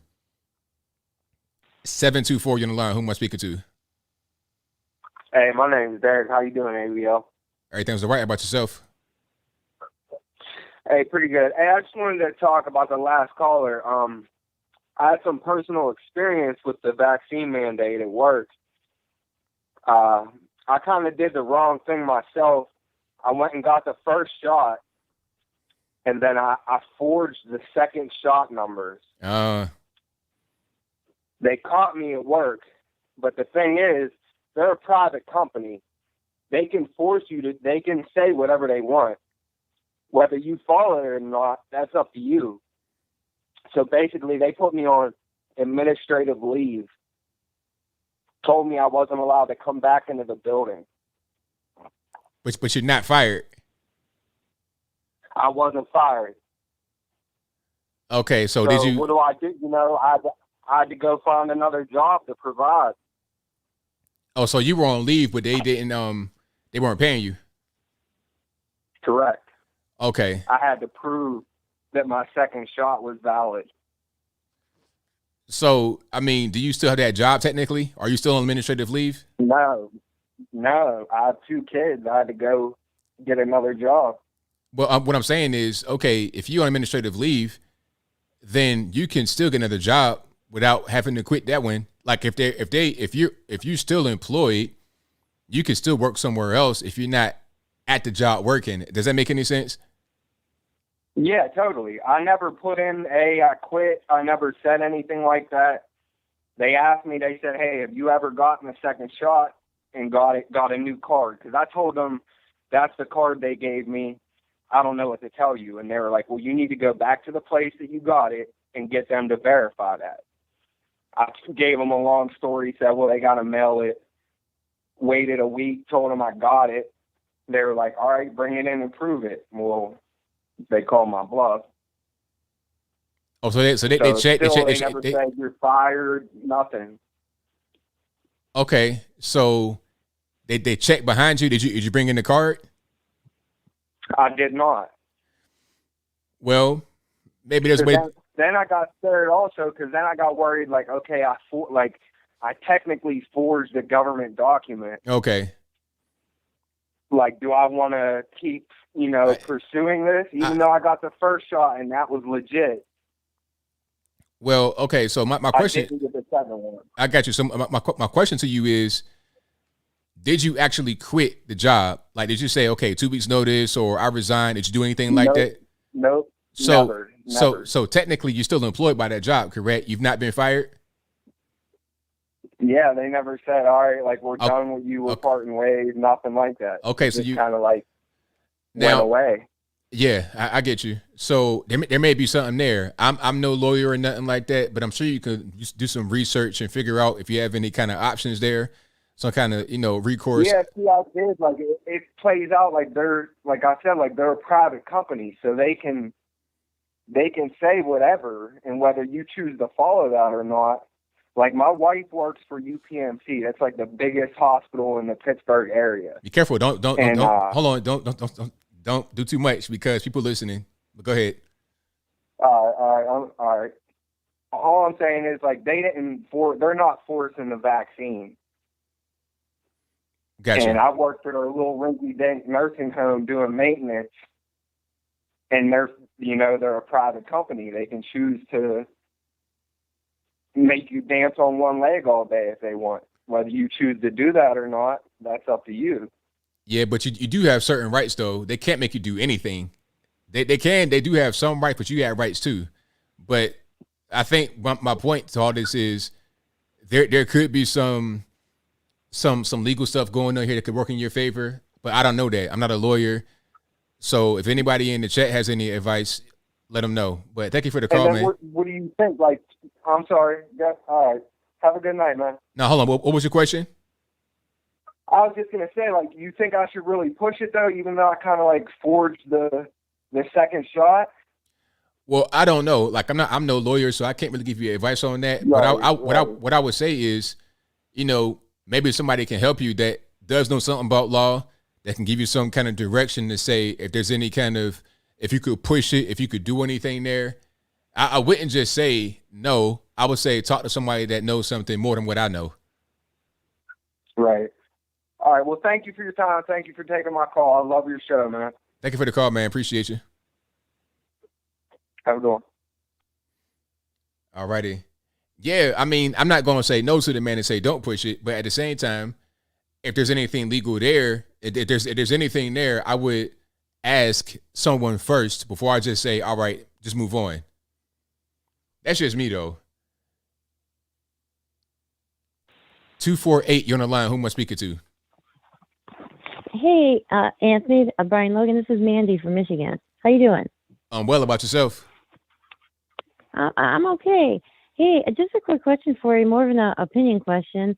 Sometimes it's scary when you see all these, I like to call them fear-mongering articles about these young, healthy people with no previous health history dying of COVID. And I don't seem to see many, at least as many articles on the opposite ends of the spectrum with vaccinated people getting sick or unfortunately dying. And I just wanted to see what your opinion was of those coming out more frequently. Well, I think that it's going to start happening more. We're going to start seeing it more because we're realizing that this thing it's not for everyone. And the way they're trying to push it on people that probably shouldn't get it, I think you're going to have more adverse reactions. A prime example is there are some things that we know that this thing can cause, like Guillain-Barré, other stuff. Now, if a doctor advises someone, hey, don't get this shot because you have, a prior medical condition, and that's good advice, but the job says, well, we don't care about your doctor's advice. We need you to go out there and get the shot. And then they get it and then have an adverse reaction, maybe even die. Then it's like, well, so what? That was our company policy and they got it. So that was their choice. Although it wasn't really your choice if it's a matter of, well, I need this job or I don't have a job and I got to be able to pay bills and take care of my family. So I think that people are sometimes foregoing proper medical advice because they want to keep their employment, or they were scared by the federal government, by social media, mainstream media, into getting it when they probably shouldn't have gotten it. Yeah, I totally agree with that.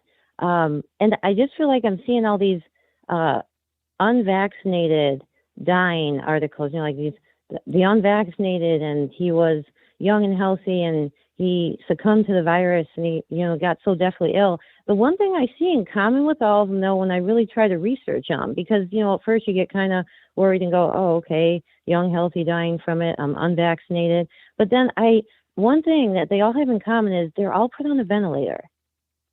Well, yeah, the ventilator. I don't know. That just. But also that 78% of people that die from this thing are obese. 78%. I mean, there was one story where there was a 16-year-old young woman, and then the headline read 16-year-old healthy girl hospitalized with the virus. And I'm looking at her, and she's got to be every bit of 350 pounds, close to 400 pounds. It's like, if you're 400 pounds at 16 years old, you're not healthy. So that, I think, is also a factor. And people getting hospitalized, maybe even dying, is the obesity. That's a problem as well. That is true. And that is actually another thing I always try to find out, too, because it is shocking how many times you'll see young, healthy, underlying health issues, but they're obese or they're extremely overweight. And you go, well, wait a second. I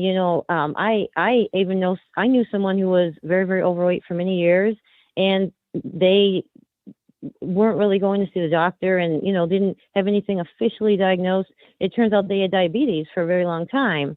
And it was like, well, just because you're not technically diagnosed with diabetes until you finally go and get that test by the doctor, being overweight can lead to a lot of health issues. And so that's another thing I noticed too, is a lot of these people carrying some kind of weight. And it may not be extreme, but there's something to lose there to make their lifestyle healthier. So I agree with that too. Right. But yeah, as far as ventilator, the problem with that is once you get put on the ventilator, you stop fighting the virus. You stop fighting to be able to breathe and everything else, because the machine does it for you. It's like being put on a ventilator if you didn't had a brain injury or something like that, or if you're pretty much deceased, they put you on a ventilator to keep you alive. It's like life support. So when you're taken off the ventilator, you're not able to breathe on your own because the machine's been doing it for you. Throughout the time you should have been fighting to be able to breathe better and all that, and the time you should have been treated to give you a better chance of breathing properly, the machine did everything, so your body has no chance. And a lot of times, that's pretty much it becomes life support after a very short period of time. Yeah. Would you say then, when more of these articles get pushed with these, young, healthy, well, that's at least what the headlines claim, it is more of just like a fear-mongering tactic to get people afraid to go get the shot, especially younger people now, because those are the numbers we're seeing that are, not going as much as people that are older. Well, yeah, it's a fear-mongering tactic, absolutely, to get people to go out there and get it, because, a lot of young people think, and correctly so, that I'm young, I'm healthy, I'm not at risk. So then when they say young, healthy teenager dies of the virus, oh, well, I got to go out there and get it. That's the objective.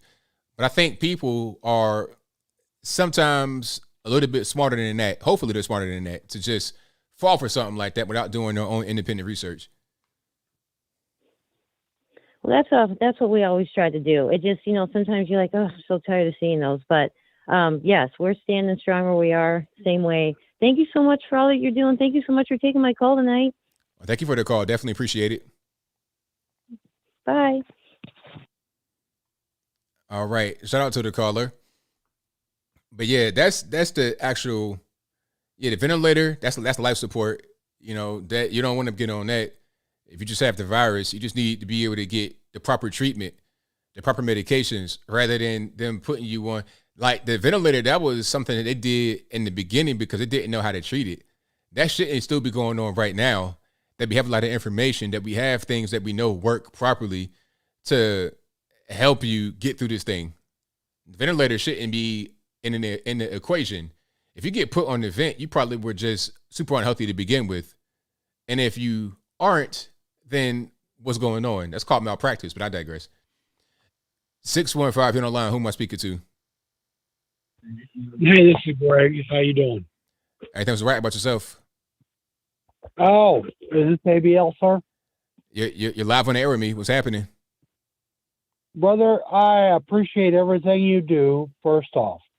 I'm calling to talk about a gentleman that called about 5-6 calls ago about the gear that the military left behind in Afghanistan. And the biggest thing is, in my opinion, is not, hey, we can get all these parts and pieces to fix this gear and use it. The biggest thing is, can we sell it to China? Can we sell it to Russia? Can we sell it to our enemies so they can get that kind of technology and understand what we do? Well, I mean, I think that's definitely a concern for sure. Yeah, I think that's the biggest concern, because they're going to make more money off of selling it to our enemies than trying to utilize helicopters that they don't understand and whatnot. So I think that's where that's at. But I'm going to leave that right there for you. I know you got some more calls to go ahead and get. So I appreciate everything you do, my brother. Well, thank you for the call. Definitely appreciate it.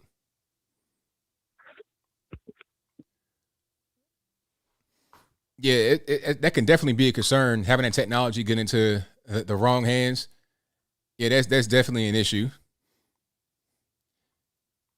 Yeah, this whole thing, I think that we know at this particular point what medications work, which ones don't work. We know that. So there's not a whole lot of that. We're not really playing a guessing game too much anymore, from my point of view. All right, it's 678. You're on the line. Who am I speaking to? Eric. All right, what's going on? Yeah, I'm fine. All right, what's happening? Oh, nothing. Just at home with my family and all that. Okay. I have a question for you. Do you like life? Sir, okay. Like, are we being for real? Is this a real call? Oh, I'm sorry. Oh yeah, I want to talk about the thing.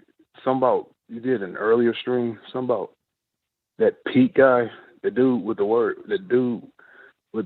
butt in his last name.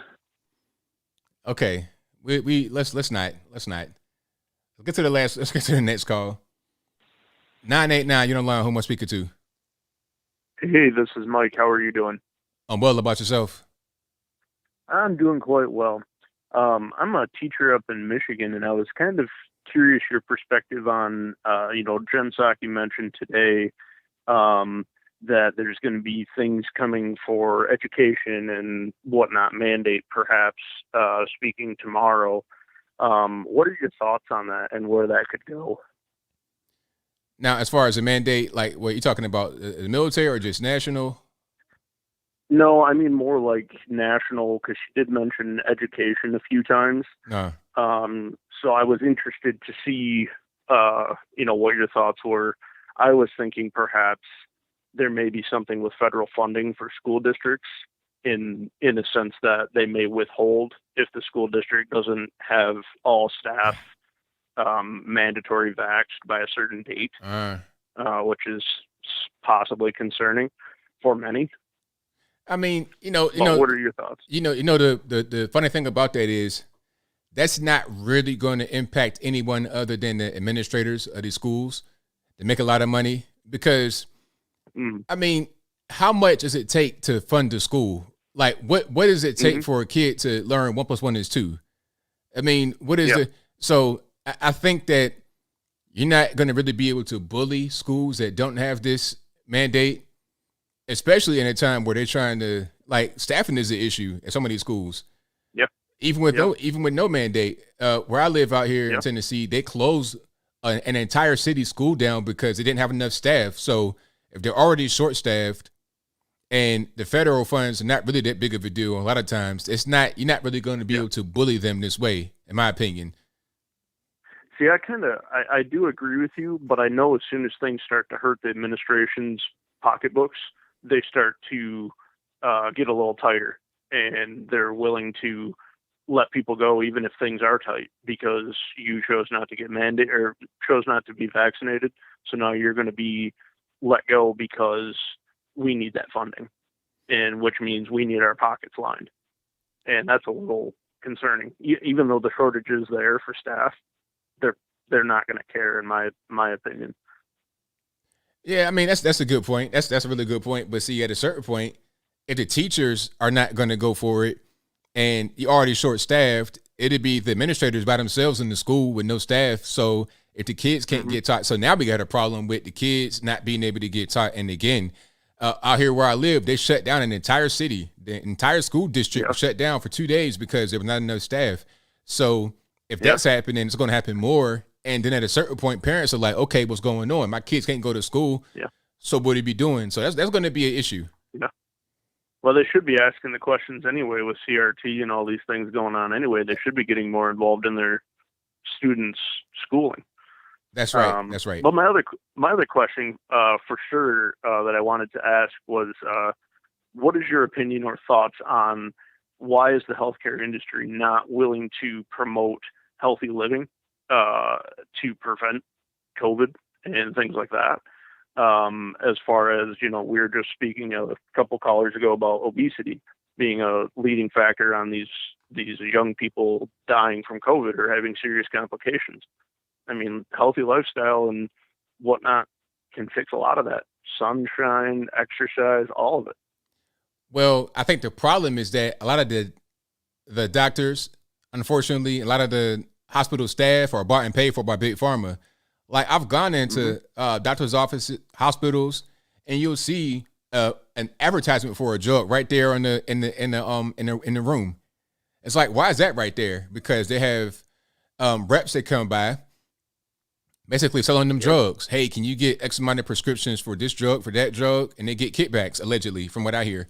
So it's all about money for them. So what's the purpose in, teaching them good things like, go outside, get exercise, eat right, stop drinking stop smoking, stop doing drugs. What's the point in doing that when they get paid for the medication?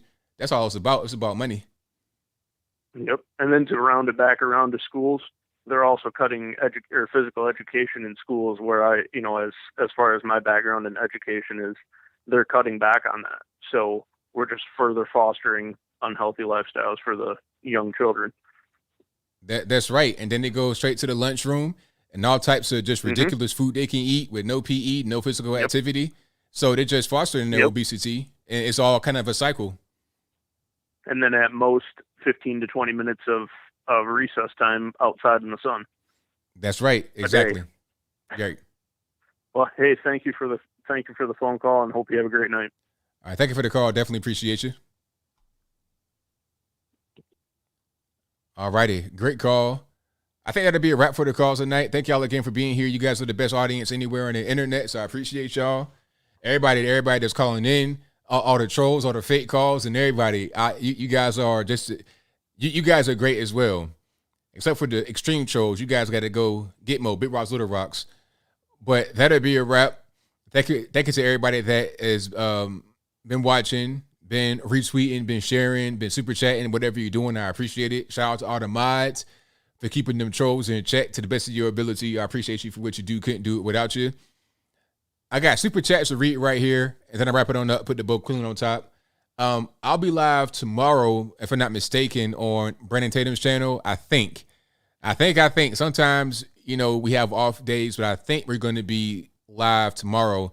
But if I'm live tomorrow on Brandon Tatum's channel, I'll put it on the community tab of this channel.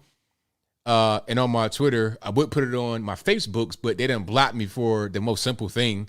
I called somebody, if you didn't see it earlier, I called somebody, what did I say? I said a middle-aged leftist hater or something. It was something so simple. And for that, I got a 7-day ban on Facebook. The dumbest. I hate Facebook. I hate. But anyway, it'll be on a community tab of this channel if I go live tomorrow with Brandon Tatum, and that'll be at 9:30 Eastern Time, 9:30 p.m. Eastern Time. All right. Let me go ahead and get to the supers, and then we'll wrap it on up. So let's go to, let me see. Did I read this one? WJ Valente says, how do you think the vaccinated react when they find out they can't do X, Y, and Z unless they get the booster shot? I did read that one earlier. They're not going to be, oh, that's right. I said weirdo. That's right. Emperor Cat. So I said, middle-aged leftist weirdo. That's what I called somebody, and I got a 7-day ban. So dumb. But thank you to WJ Valente for the super chat. Yeah, people that get that, they got both jabs, they feel like they've accomplished the goal. There's no more to be done. But little do they know, they're just getting started. Thank you to Hollaboy for Life 2002, who says, hey, ABL, I think the jab is responsible for the spike, seeing is or you can still spread it. Yeah, I think I read that one too. Shout out to Sweden OK. I don't know what's going on here, but thank you for that. But thank you for the super chats. I'm not sure if I can read that because I'm not really sure what it means. And shout out to Brighton Phillips right here, who says, great show as always. Thank you. I appreciate you. Both versus Windshield says, we need to keep perspective. It's not a dude with no mask or a nurse with no shot that causes the deaths of the virus. That would be China who caused all of this. Louis from Spain says, the left in Spain tried to blame the right party, Vox, for the attack to a gay person or a gay club, something, where 8 men wrote an offensive word on his butt with a knife. What? So, okay, I guess a gay person got attacked and they wrote something offensive on his butt with a knife. After a new interrogation, the gay person has confessed all happened in relationship with his consent for pleasure. Couldn't make it up. So let me get this straight. Somebody carved on this dude's butt with a knife, wrote something offensive, and they were talking about it was a hate crime at first, and then it came back that it was a consensual act with him and his partner. I mean, what is going on over there in Spain, Louis? Like, what's happening? Shout out to Jerry J, who says, people move to the Czech Republic. You can have any knife you want or sword, and cops won't shoot. They will disarm you most of the time. I'm not joking. Thank you to Joe Ryder 84, who says, do you think, without any bias, that Joe Biden has dementia? I think it's clear what's going on. I think it's pretty sad, really. It's not even something that I think is funny. I think it's just sad they got that man out there looking like that. It's pretty clear what's happening, and I think it's getting progressively worse. Shout out to Zara304, who says, making the mockery of Christianity shameful. Joe Ryder 84 says, when are you going to have Marcus or Candace on the show? Hey, whenever they want to come on, it's all good. I got an open invitation. Shout out to them. And thank you to Cheryl H, who says, thanks, Modern Renaissance Man, 1776. Or 1176, pardon me. Thank you to Jerry J, who says, I think Goebbels will love where we're living right now. Buff versus Windshield says, a big smile and a hello to the FBI, NSA. Next week, ABL says he will have donuts for you. Have a nice day. Thank you to Angel, who says, great show, ABL. Thank you. Thank you to Jim Jones, who says, employers in the California Bay Area are vax-proof phishing. They're trying to detect any coof papers that look off or whatnot. Jerry J says, nobody did any serious study on what kind of people are affected, what blood type, what condition, etc. Correct. Joey Mugg says, ABL, 2 rounds versus Jake Paul or 2 rounds versus Moderna. Hey, give me Jake Paul all day long. Give me Jake Paul, because I know what's going to happen with a fighter. You get hit, you might get knocked out, you might get hurt or whatever. But you're talking about the shot. I don't know what it's going to do.